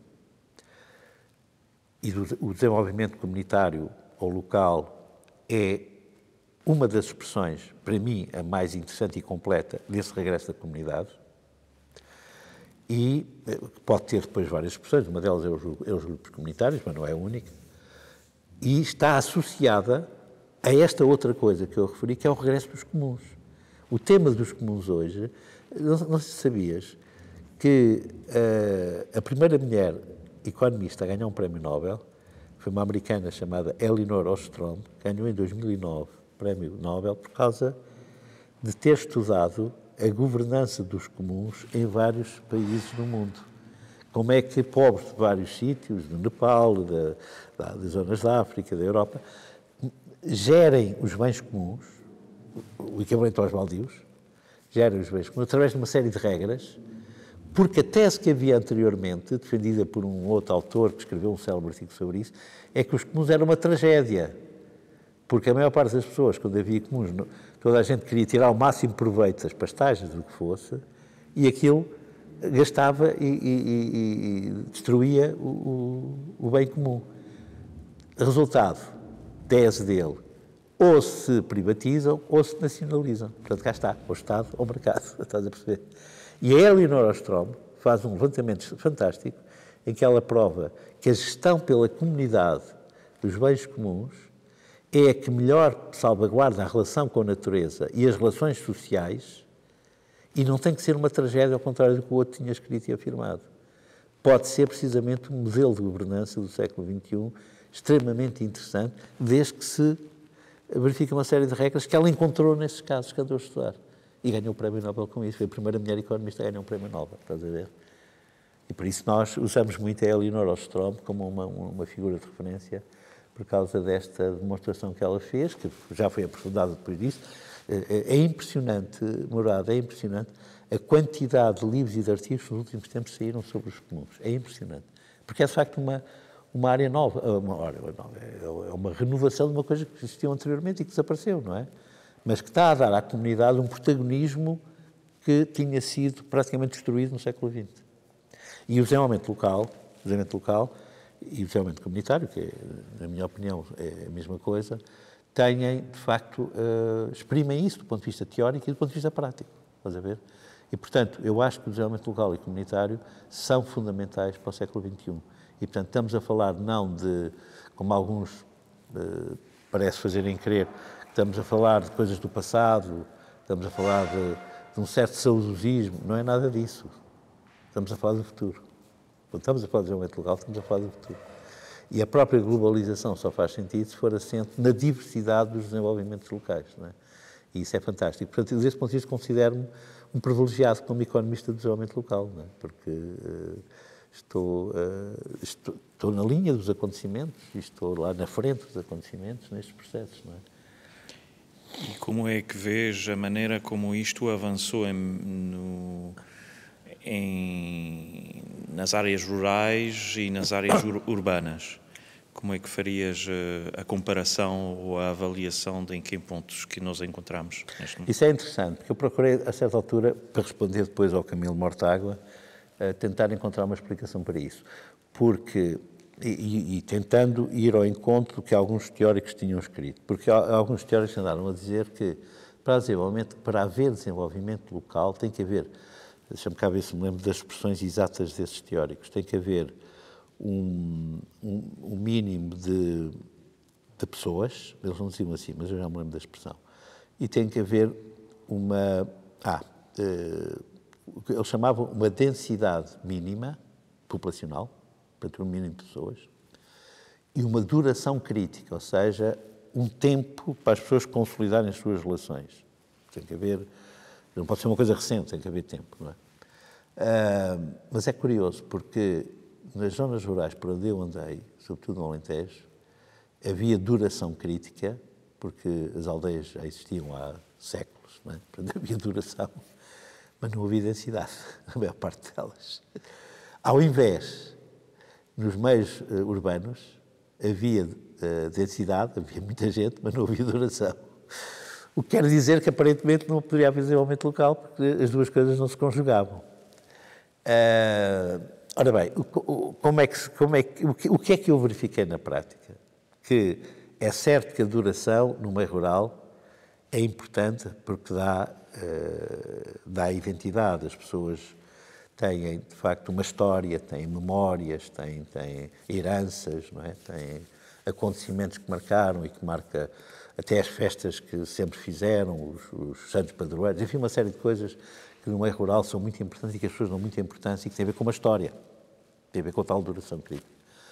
A densidade não é muita, em alguns meios, mas é substituída por duas coisas, que é, as relações são muito mais afetivas, mas também isso transporta também algumas coisas negativas, não é? Que as pessoas conhecem muito mais a vida uns dos outros, mas são muito afetivas, muito mais do que no meio urbano, por exemplo, não é? São muito mais afetivas. Isso é engraçado, quando eu comparo as festas que nós fazemos no grupo comunitário da Aroca com os aqui, é muito engraçada a diferença, não é? Aqui, por exemplo, é muito difícil que a comida sobre no fim, porque as pessoas trazem sempre o mínimo possível. Lá é o contrário, as pessoas trazem muita comida para partilharem com todos, porque isso tem muito a ver com as relações afetivas, que é muito forte lá. E essas relações afetivas de poucas pessoas valem mais do que relações menos afetivas com muitas pessoas. Portanto, a densidade é relacional, não é numérica. Estás a perceber? No meio rural. É mais relacional. Mas há outro ponto importante, que é, nós temos a ideia de que as aldeias e os meios rurais se despovoaram. Temos ideia, é verdade, não é? Mas há uma coisa que, com estas novas vias que foram construídas, algumas exageradamente, mas pronto, nós hoje temos autoestradas para todo lado, não é? Eu consigo chegar à Aroca em 3 horas, antes chegaria para aí em 5 ou 6, não é? Dá-se uma coisa interessante, que é as pessoas que saíram das aldeias, portanto, já não são residentes, estão presentes frequentemente lá, porque regressam nos fins de semana e nas festas. E, portanto, a densidade mínima de que falavam os autores é, por um lado, é uma densidade relacional, mais do que numérica, mas é, por outro lado, uma densidade de presenças mais do que residentes. Mas isto é o meio rural. Portanto, no meio rural, a duração conta muito, porque é uma história, não é? Isso é muito interessante, vejo constantemente isto quando lá estou, a duração conta muito, e depois a densidade é afetiva e é de presentes e não de residentes. Bom, no meio urbano, é engraçado, porque o desafio que me fizeram foi para trabalhar no bairro social. Eu devo dizer que provavelmente era, se não fosse um desafio, fosse eu a escolher, era onde eu escolheria trabalhar também.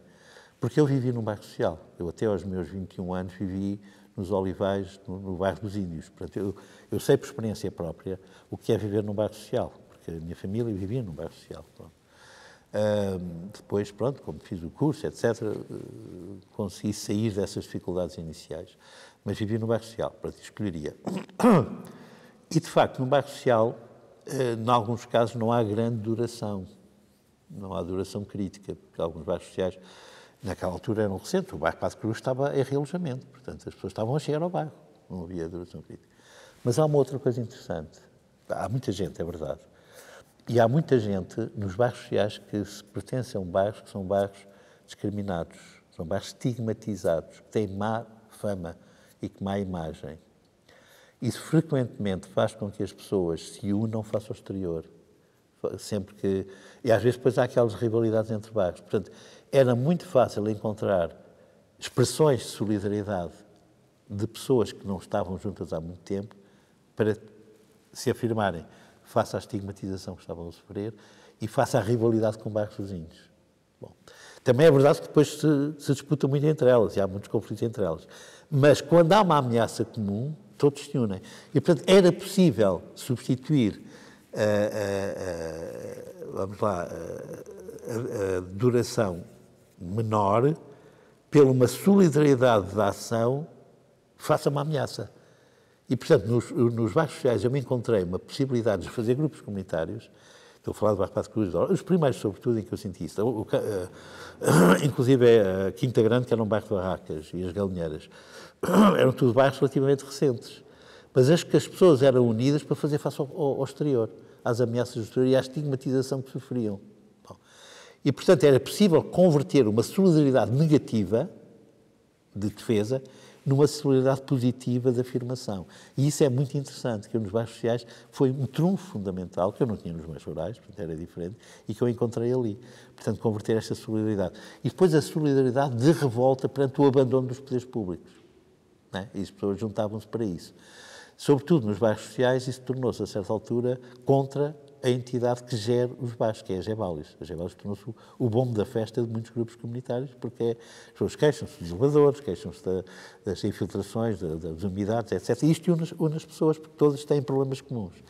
E, portanto, a problemática comum e as ameaças do exterior fazem com que a duração crítica que não existe seja substituída por esta solidariedade de ação que de negativa se torna positiva se nós construirmos com as comunidades esta construção negativa. Há uma coisa muito importante que eu aprendi também neste processo, que é os grandes momentos de convocação e mobilização das pessoas são a revolta e a festa. Isso está explicado, aliás, pelo António Damasio, não é? Nos livros dele sobre emoções e razão, ele explica isso muito bem, não é? As emoções da revolta e as emoções da festa são as que mais unem as pessoas. E, portanto, quando as pessoas estão muito zangadas é quando temos mais gente dos grupos comunitários. Ou então quando temos que preparar uma festa, seja ela qual for, seja uma festa de aniversário, seja uma festa de Natal, as pessoas unem-se, juntam-se e gostam, porque também, de certa maneira, é um momento festivo para as pessoas também se sentirem, enfim, que têm coisas positivas na sua vida, não é? Que não é só o sofrimento do dia-a-dia. E, portanto, estes aspectos mais relacionados com as características do bairro substituem a questão da duração crítica que estes bairros não têm e que existe no meio rural. Portanto, a conjugação é feita por aí, com a vantagem de nos bairros nos meios urbanos, temos densidade mínima, temos muita gente, não é? Nós temos 8.000 pessoas no bairro Passo de Cruz, não é?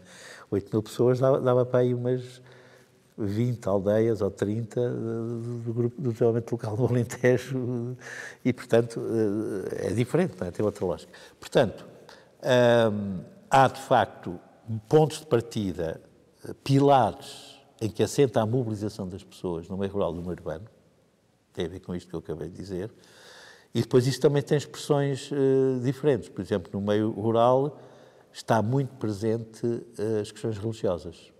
A Igreja tem uma grande influência para o bem e para o mal, não é? Portanto, nós temos que saber lidar com isso. No meio urbano, nem por isso.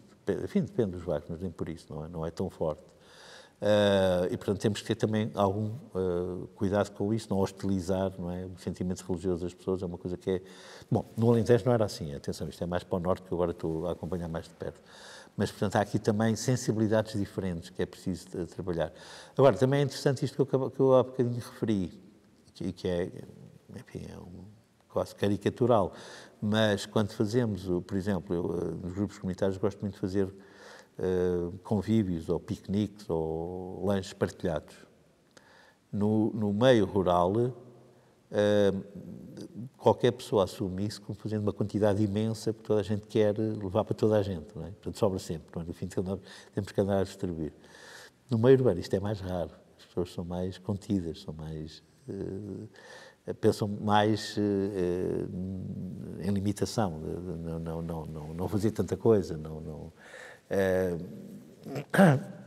embora tenha mais exceções, atenção, há exceções a isto, não é? Mas generalizadamente há mais gente a pensar numa quantidade menor, isto é uma caricatura quase, não é? Mas que tem a ver um bocadinho com esse sentimento do meio rural, que é mais um sentimento de comunidade e de bem comum, que está mais presente na sua história, não é? No meio rural, no meio urbano tem que ser conquistado, porque as pessoas têm tendência, até pela maneira como vivem, a estar mais fechadas na sua própria casa, no seu próprio mundozinho, não é? Enquanto no meio rural as pessoas estão mais habituadas a estar num contexto mais alargado, não é?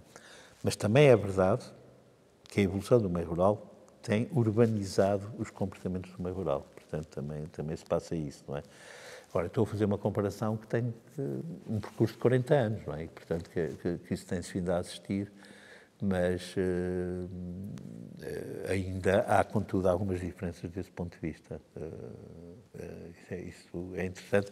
E obriga também a metodologias de trabalho diferentes, não é? Obriga a metodologias de trabalho diferentes. Aqui, as grandes questões são as questões do edificado e do desemprego. Lá as grandes questões são outras, são sobretudo questões que têm a ver com o ambiente, que têm a ver com a questão dos idosos isolados. Aqui também, mas é diferente. Lá existem pessoas que estão sozinhas em aldeias quase abandonadas e que os familiares estão fora, não é? E isso é uma componente muito importante nos grupos, não é? Aqui, esse tema não aparece tanto nos grupos comunitários daqui. Por acaso, eu chamei a atenção disso na reunião que tivemos esta semana, ontem, de representantes de todos os grupos comunitários, para dizer que também temos que começar a olhar para aí, porque há, neste momento, também pessoas nos bairros cheios de vizinhos ao lado e que estão isoladas, estão sozinhas, não é? Portanto, também temos que começar a olhar para isso. Mas os temas são normalmente temas que têm a ver com a habitação. Aqui predominam isso. No meio rural essa questão não se verifica tanto, não é? Não é uma questão central. Portanto, os temas também são diferentes, não é? Tem a ver com as preocupações que as pessoas têm, que são de natureza diferente. Lá tem muito mais a ver com isto, com o ambiente, as relações com a natureza. Então agora com os incêndios as pessoas voltaram. É interessante.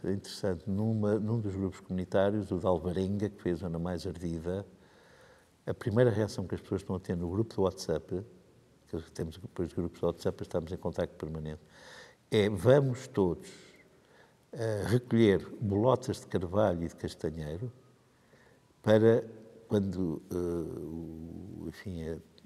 for possível, porque as terras estão de facto muito ardidas, plantá-las para voltarmos a ter uma floresta sustentável e tentar limitar o número de eucaliptos que cá querem pôr. Isto é muito interessante, porque é uma consciência de floresta e de natureza e de papel que a comunidade pode ter. Não, reparem, as pessoas não reivindicaram que fosse a Junta ou a Câmara a fazer isto. Elas próprias estão-se a organizar para isto. E fazer caminhadas para plantar bolotas de carvalhos e de castanheiros para tentar ter uma floresta mais sustentável. Isto é muito interessante. Isto significa que a comunidade está a assumir o seu papel, não é? Perante este desastre, não é, que tivemos lá agora. Desse ponto de vista, fiquei encantado com esta reação que vi nas pessoas, não é?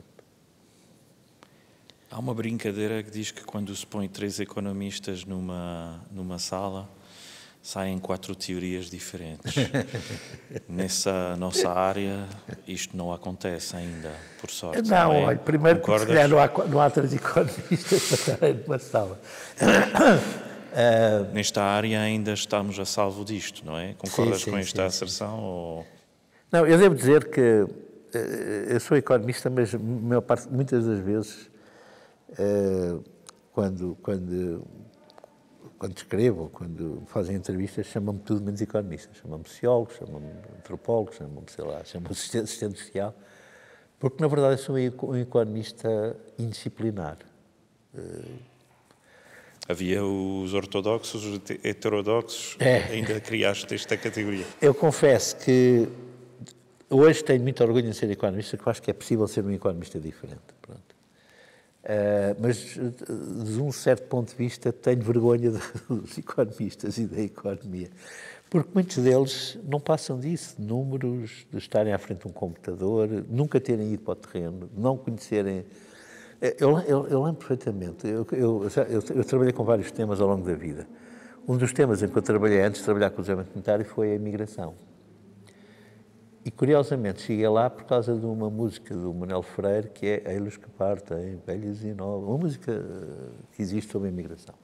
E até escrevi um artigo usando as palavras da música, que foi recusada numa revista de economia, porque era considerado pouco científico estar a usar, porque cada subtítulo era uma frase, ei-los que partem. Aí eu falava da imigração. Virá um dia, ricos ou não. Aí eu falava do regresso. Eu tinha feito esse estudo sobre o regresso e apresentava dados sobre isso. Mas utilizava como títulos as palavras da canção. Como utilizava as palavras da canção, isto não era científico. E, portanto, os meus colegas dessa revista recusaram a publicação. Publiquei depois noutra revista, sem qualquer problema. Até foi numa revista de Coimbra muito prestigiada. Portanto, eu tinha vergonha dos meus colegas economistas que nunca saem dos seus gabinetes. E depois eu vi escrever coisas. Eu vivi em França durante 3 anos a fazer a minha tese. Mas dediquei mais tempo a trabalhar com os imigrantes, portugueses, argelinos, marroquinos, etc. Nessa altura começava a haver perseguição dos imigrantes. E eu fiz várias lutas com eles, com a minha viola, e fiz isso. A bem dizer, eu costumo dizer que a minha tese verdadeira não foi a que eu escrevi, foi esta que eu fiz com as pessoas de lá. E depois quando regressei, fiz um trabalho sobre o regresso dos imigrantes e publicámos um livro, eu e mais outros colegas meus. E depois comecei a ver biografias sobre isso e fiquei impressionado. Uma série de colegas meus que nunca tinham tido sequer, nunca tinham falado com um imigrante, nunca tinham conhecido um imigrante e estavam a escrever grandes artigos com modelos matemáticos e não sei o quê, sobre imigrantes e sobre remessas dos imigrantes. E eu disse, estes tipos têm a lata de escrever sobre coisas que eles não conhecem efetivamente. Isto, de facto, não faz sentido. Não faz sentido ser economista assim, não é? Escrever sobre um tema, ainda por cima a imigração, é um tema que não vai lá pela teoria. Eu posso dizer que, quando procurei sistematizar e fundamentar algumas coisas, tive que ir à psicologia para explicar alguns comportamentos dos imigrantes que não se explicam pelas teorias económicas. Por exemplo típico, os imigrantes saem das aldeias em Portugal, pobres, camponeses, não é? Vão trabalhar para a construção civil ou para indústrias em França, na Alemanha, etc. Eu fiz esse estudo e, portanto, conheci-os e falei com eles e comecei por fazer o levantamento na minha própria aldeia primeiro. E depois, quando vêm a Portugal, nas férias, vêm com brutos carros, fazem grandes despesas nas festas da sua aldeia e depois tentam construir casas em que a grande sala é a sala comum das visitas vão, às vezes com quartos pequeninos, que é muito curioso. Como é que se explica isto pela teoria económica que diz que as pessoas tentam maximizar sempre o seu próprio interesse e, portanto, porque o que eu via lá em França, Morado, o que eu via lá em França, era eles não iam a um café, às vezes comiam mal, e, portanto, o comportamento em França, como consumidor, era completamente contrário do que a teoria económica ensina. E depois faziam uma ostentação quando chegavam cá. Só a psicologia é que começou a explicar isso. Porque, efetivamente, eles não ganhavam muito, eles eram mal pagos, na verdade, eram bem pagos para o nível português, mas eram mal pagos lá, porque eram os trabalhadores menos qualificados. E, portanto, o que eles faziam era passar mal, poupar, lá nem sequer andavam de carro, que é para terem dinheiro para quando cá chegassem, mostrar. E aí a psicologia explicava.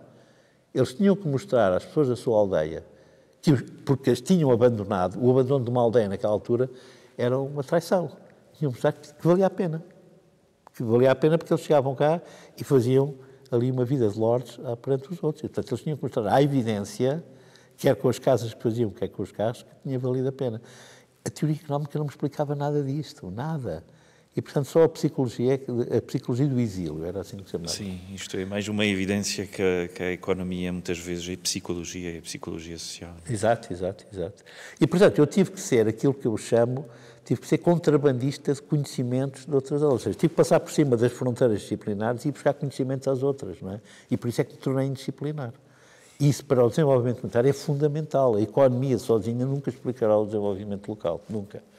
O desenvolvimento local é muito interessante. O desenvolvimento local é das áreas de trabalho em que se combina a economia, a sociologia, a antropologia, a geografia, a ciência política, a psicologia, já disse, o serviço social, pelo menos. E tem que saber um bocadinho disto tudo, não é? E por isso, eu não estou a dizer que sou especialista nestas coisas todas, mas já tive que andar a conversar e a ler coisas destas áreas todas. Por isso é que eu digo que sou indisciplinar. E o desenvolvimento local só se explica assim.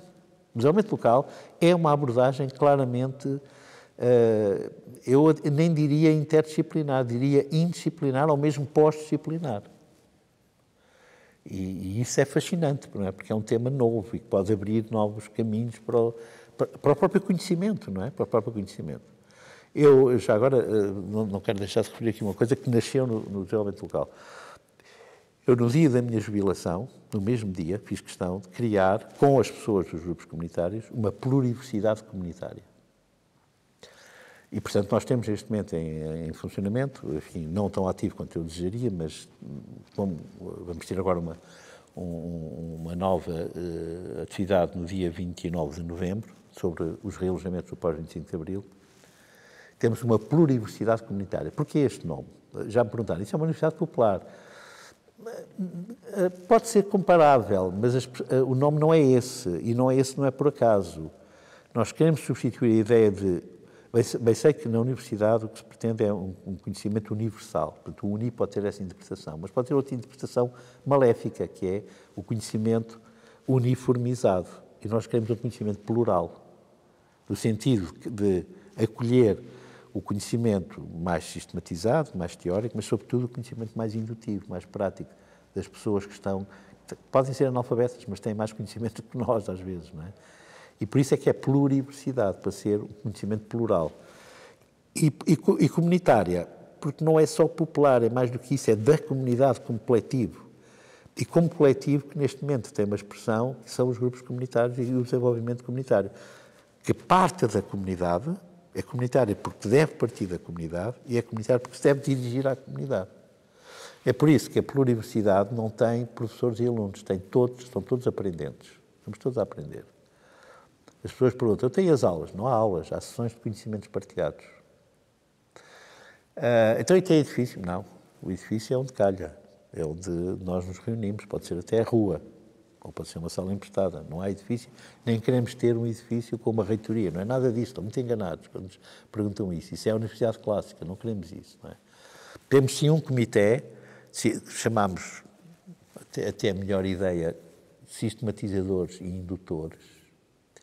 Sistematizadores, a ideia é que nesse comitê esteja em igual número pessoas que fizeram um percurso académico, são os sistematizadores, supostamente, os outros também sistematizam, mas pronto, supostamente, que são pessoas que têm pelo menos um mestrado ou doutoramento, e depois temos os indutores, que são os que não têm nada disto, não é? Podem ser analfabetos, quarta classe, etc. Metade.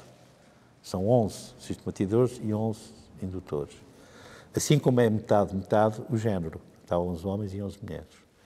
E é este comitê que vai definindo as atividades e vai fazendo as propostas, etc. Pronto, é um processo que ainda não conseguimos arranjar tempo para o divulgar suficientemente, mas que já vai fazendo coisas. Temos, inclusive, no programa de rádio que eu tenho, alguns dos programas são da pluriversidade e portanto, tem a ver com isto, tem a ver com o conhecimento construído pelas comunidades no desenvolvimento comunitário. Tem a ver também com o tema que vocês estão a tratar, não é? Portanto, não podia deixar de referir também esta utopia de uma pluriversidade comunitária, que é assim a conquista mais recente que temos neste processo e que é de facto um desafio. Estamos encantados com ele. Há um tema ou uma utopia concreta que não abordámos ainda e que ainda gostavas de realizar? Tantas. Olha, por acaso, curiosamente, o primeiro tema que abordámos na pluriversidade, as comunidades ciganas. Ou seja, eu estou muito ligado às comunidades ciganas, sinto que temos uma dívida imensa com as comunidades ciganas que chegaram a Portugal no século XV e que ao longo de praticamente 600 anos foram objeto de tudo e mais alguma coisa. As pessoas não fazem a mínima ideia porque não conhecem a história. Os poucos relatos que conseguimos ter da história são horríveis, desde tirarem das crianças até os mandarem para outros países, para separarem marido e mulher, impedirem de vir às cidades, que tinha uma lei até 1981 ou 82, já depois do 25 de Abril que foi abolida essa lei, dizia que os nómadas, não dizia ciganos, mas basicamente eram os ciganos, não podiam estar nas cidades mais de 24 horas, tinham que sair e tinham que ser acompanhados pelas autoridades para saber para onde é que iam e depois serem comunicados às autoridades lá. Bom, além de que, tendo chegado no século XV, apenas em 1852, se não me engano, mas portanto, meados do século XIX, é que lhes foi reconhecida a cidadania portuguesa, apesar de estarem em Portugal já há imensos anos. Portanto, nós temos uma dívida imensa com a comunidade cigana, da qual resultou preconceitos, juízos errados, generalizações incorretas, movimentos de autodefesa e de autoexclusão, e, portanto, essa é uma das utopias que no desenvolvimento comunitário faz sentido falar, porque muitos deles estão nos bairros onde há grupos comunitários, estão nos bairros sociais, e, portanto, essa é uma das grandes utopias que eu tenho. Estou convencido que vai demorar muito tempo até conseguirmos inverter algumas destas coisas. Estou muito envolvido neste momento em vários processos com comunidades ciganas em Castelo Branco, na Marinha Grande, em Carrazeira de Anciães, em Macedo de Cavaleiros, em Lisboa, no Porto, em Santa Maria da Feira, em vários lados, e tenho a noção clara de que não vou ver os resultados do que estou a tentar fazer de mudança de relação com essas famílias, mas acredito, como nasci no meio rural, nasci numa aldeia, acredito que, tal como lá, nós tínhamos que acreditar que as sementes lançadas à terra levam tempo até dar frutos, e às vezes vem uma chupada e estraga tudo, não é? E é preciso começar a toda outra vez. Eu, como tive essa origem, não me habituei à lógica urbana, que é, eu quero uma coisa, vou à loja e compro, não é? E já lá está. No campo, a pessoa tem que semear e esperar que nasça. E, portanto, tenho essa noção de que tenho que semear e esperar. Talvez a geração a seguir, talvez 2 gerações a seguir, vejam alguns frutos daquilo que eu vou semear, mas eu não vou ver. Mas é preciso semear. Também aprendi isso em Cabo Verde, não é? É um espetáculo. Em Cabo Verde passa-se meses sem chover. E, apesar disso, os cabo-verdianos, sobretudo nas zonas mais pobres, continuam a pôr as sementes de feijão, de milho, etc., na terra, seca, sequíssima. E o pessoal diz, mas para quê? Isto não vai dar nada. E é espantoso. Quando vem uma chuvada, às vezes basta umas horas de chuva, aquilo fica tudo verde no instante, porque a terra está prenha de sementes. É fantástico. Isso é uma lição. Isso é uma lição que eu aprendi com os cabo-verdianos, que é fantástico. Portanto, essa é uma utopia, não é? A utopia das comunidades ciganas. Outra utopia em que eu trabalhei muito nos primeiros tempos dos grupos comunitários é trabalhar com os jovens complicados, marginais dos bairros, não é? Eu fiz um trabalho que me encheu imenso nessa altura. Hoje sinto que já tenho uma distância muito grande com eles, idade, e não sei se conseguiria voltar a fazer esse trabalho, mas acho que os grupos comunitários e as instituições abandonaram os jovens. Os jovens dos bairros sociais estão praticamente entregues a si próprios, não é? E isso tem um custo enorme em marginalidade, em agressividade, em incompreensão, numa série de coisas. Portanto, outra utopia que eu tenho, eu gostava, não sei se eu voltar, porque provavelmente já tenho demasiada idade ao pé deles para eles me aceitarem de volta, mas que se voltasse a trabalhar com os jovens, voltasse a fazer um trabalho. Eu fiz um trabalho fantástico no Horta Nova, desse ponto de vista, com os mais marginais, aqueles que toda a gente, aqueles que quase todos tinham problemas de tráfico de droga, de consumo ou de prisão, drogas duras, e foi um trabalho de facto fantástico, que ainda hoje vejo os resultados disso. Mas hoje os jovens foram abandonados, os jovens estão praticamente abandonados, não há quem trabalhe com os jovens, é muito raro haver nos bairros quem trabalhe com os jovens, e isso é uma utopia que eu gostava de voltar a reativar, porque é muito importante. Depois, uma terceira utopia, que está muito presente também nas nossas conversas, é conseguir converter, digamos, o trabalho que estamos a fazer no desenvolvimento comunitário em trabalho ecocêntrico, ou seja, tendo a casa comum como ponto de referência. E perceber que os seres humanos são companheiros dos outros seres vivos, não é? As plantas, os animais, e companheiros também dos elementos não vivos, das rochas, dos sedimentos, porque sem isso também não há vida, não é? Não é só a biologia que conta, é também a geologia. E, portanto, ter esta visão ecocêntrica do desenvolvimento comunitário é outra utopia que eu tento construir com a economia solidária. A economia solidária traz-me isso, não é? E faz essa ponte, não é? Mas não é fácil de encontrar isso, passar essa mensagem às pessoas que ainda estão muito antropocêntricas, não é? Ainda estão muito centradas nos humanos e naquilo que são os seus próprios interesses. Portanto, a utopia que eu tenho também é o século XXI ser um século mais ecocêntrico também. e os grupos comunitários contribuírem para isso, não é? São, assim, talvez as 3 utopias que eu sublinharia, entre muitas outras que vão surgindo, vamos construindo coletivamente. Mas, uma utopia muito importante. Já demos alguns passos na governação da cidade anterior, não nesta, estamos a regredir, que é construir aquilo que nós chamamos, e que eu tentei teorizar, como uma governança e não governação. A governação é a ação do Estado. A governança é a ação da sociedade coletiva. Uma governança local, já vou explicar o que isto quer dizer, partilhada e participativa, ou seja, gerir a cidade a partir dos bairros, e não a partir da praça do município, mas a partir dos bairros, por isso é que é local, partilhada porque envolvendo todos os protagonistas, não deixando ninguém de fora, incluindo os públicos e os privados, mas sobretudo participativa, ou seja, envolvendo as comunidades. Eu acredito que é possível gerir a cidade de Lisboa desta maneira. É uma utopia que nós, na governação anterior da autarquia, começámos a transformar em governança em alguns aspectos. Dou-lhe alguns exemplos. Conseguimos que a vereadora da altura da habitação aceitasse que os grupos comunitários tivessem uma palavra a dizer em relação às ocupações ilegais de casa. Porque há um grande erro que está a cometer, que é julgá-los todos por igual. Nós conseguimos que eles aceitassem isso, constituímos um grupo de trabalho com pessoas de bairros onde havia ocupações ilegais, com diversidade étnica, tínhamos ciganos, tínhamos cabo-verdianos, tínhamos pessoas aqui do continente, de outras regiões, não ciganos nem cabo-verdianos, e conseguimos fazer um levantamento e fazer uma proposta. Esse levantamento revelou-nos o seguinte: as ocupações obedecem a 7 tipos diferentes de ocupações. 7 tipos diferentes. E por isso têm que ter respostas diferentes conforme esses 7 tipos. E nós fazíamos essa proposta. A governação anterior tinha aceito discutir isso connosco. E estamos convencidos disso, aproveitar algumas das ideias que nós dávamos nisso.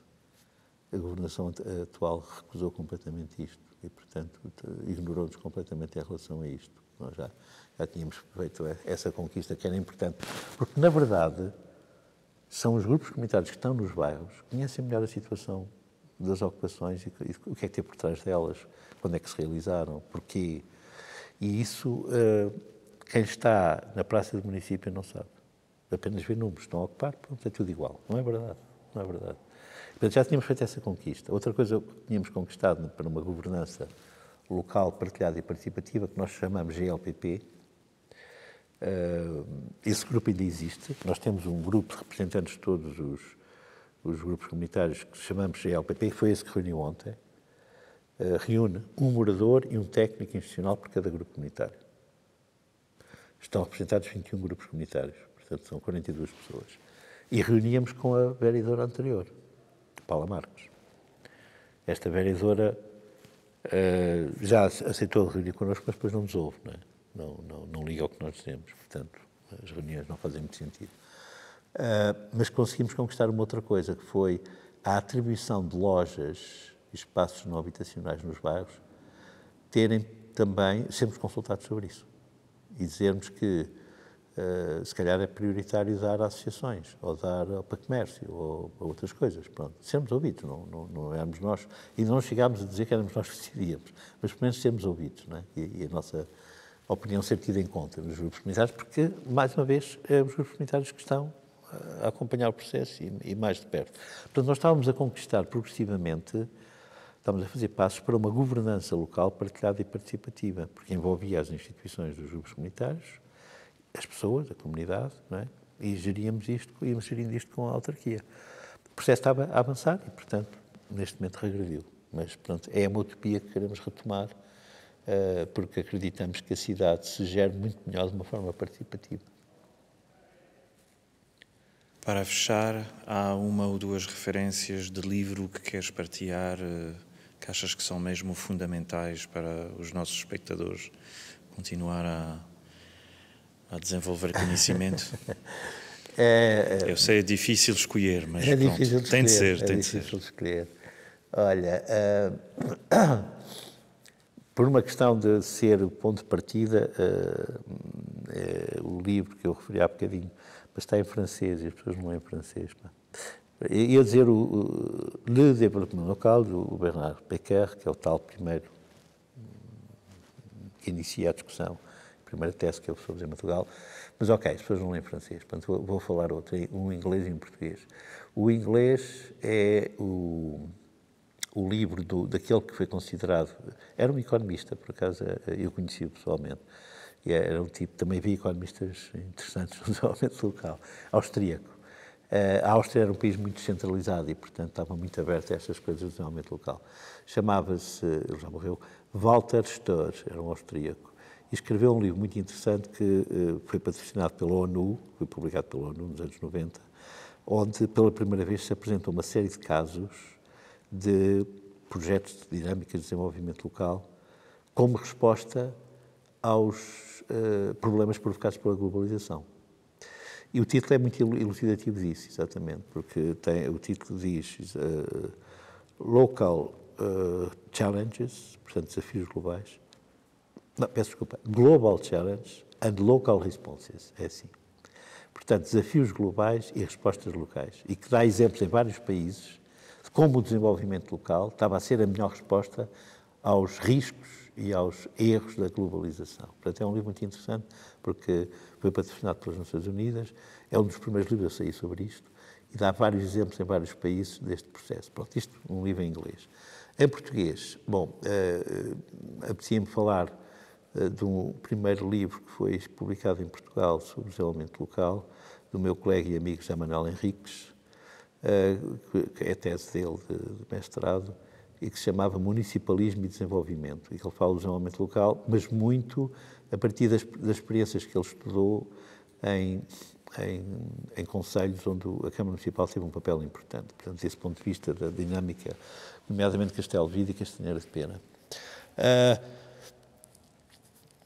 Mais recente, nós estamos a preparar agora, ainda não saiu, mas esperamos que vá sair entre final deste ano e princípio do próximo, um livro comemorativo dos 30 anos dos grupos comunitários. Vai ser um livro coletivo. Estamos a preparar sobre a experiência dos grupos comunitários e o seu contributo para o desenvolvimento local.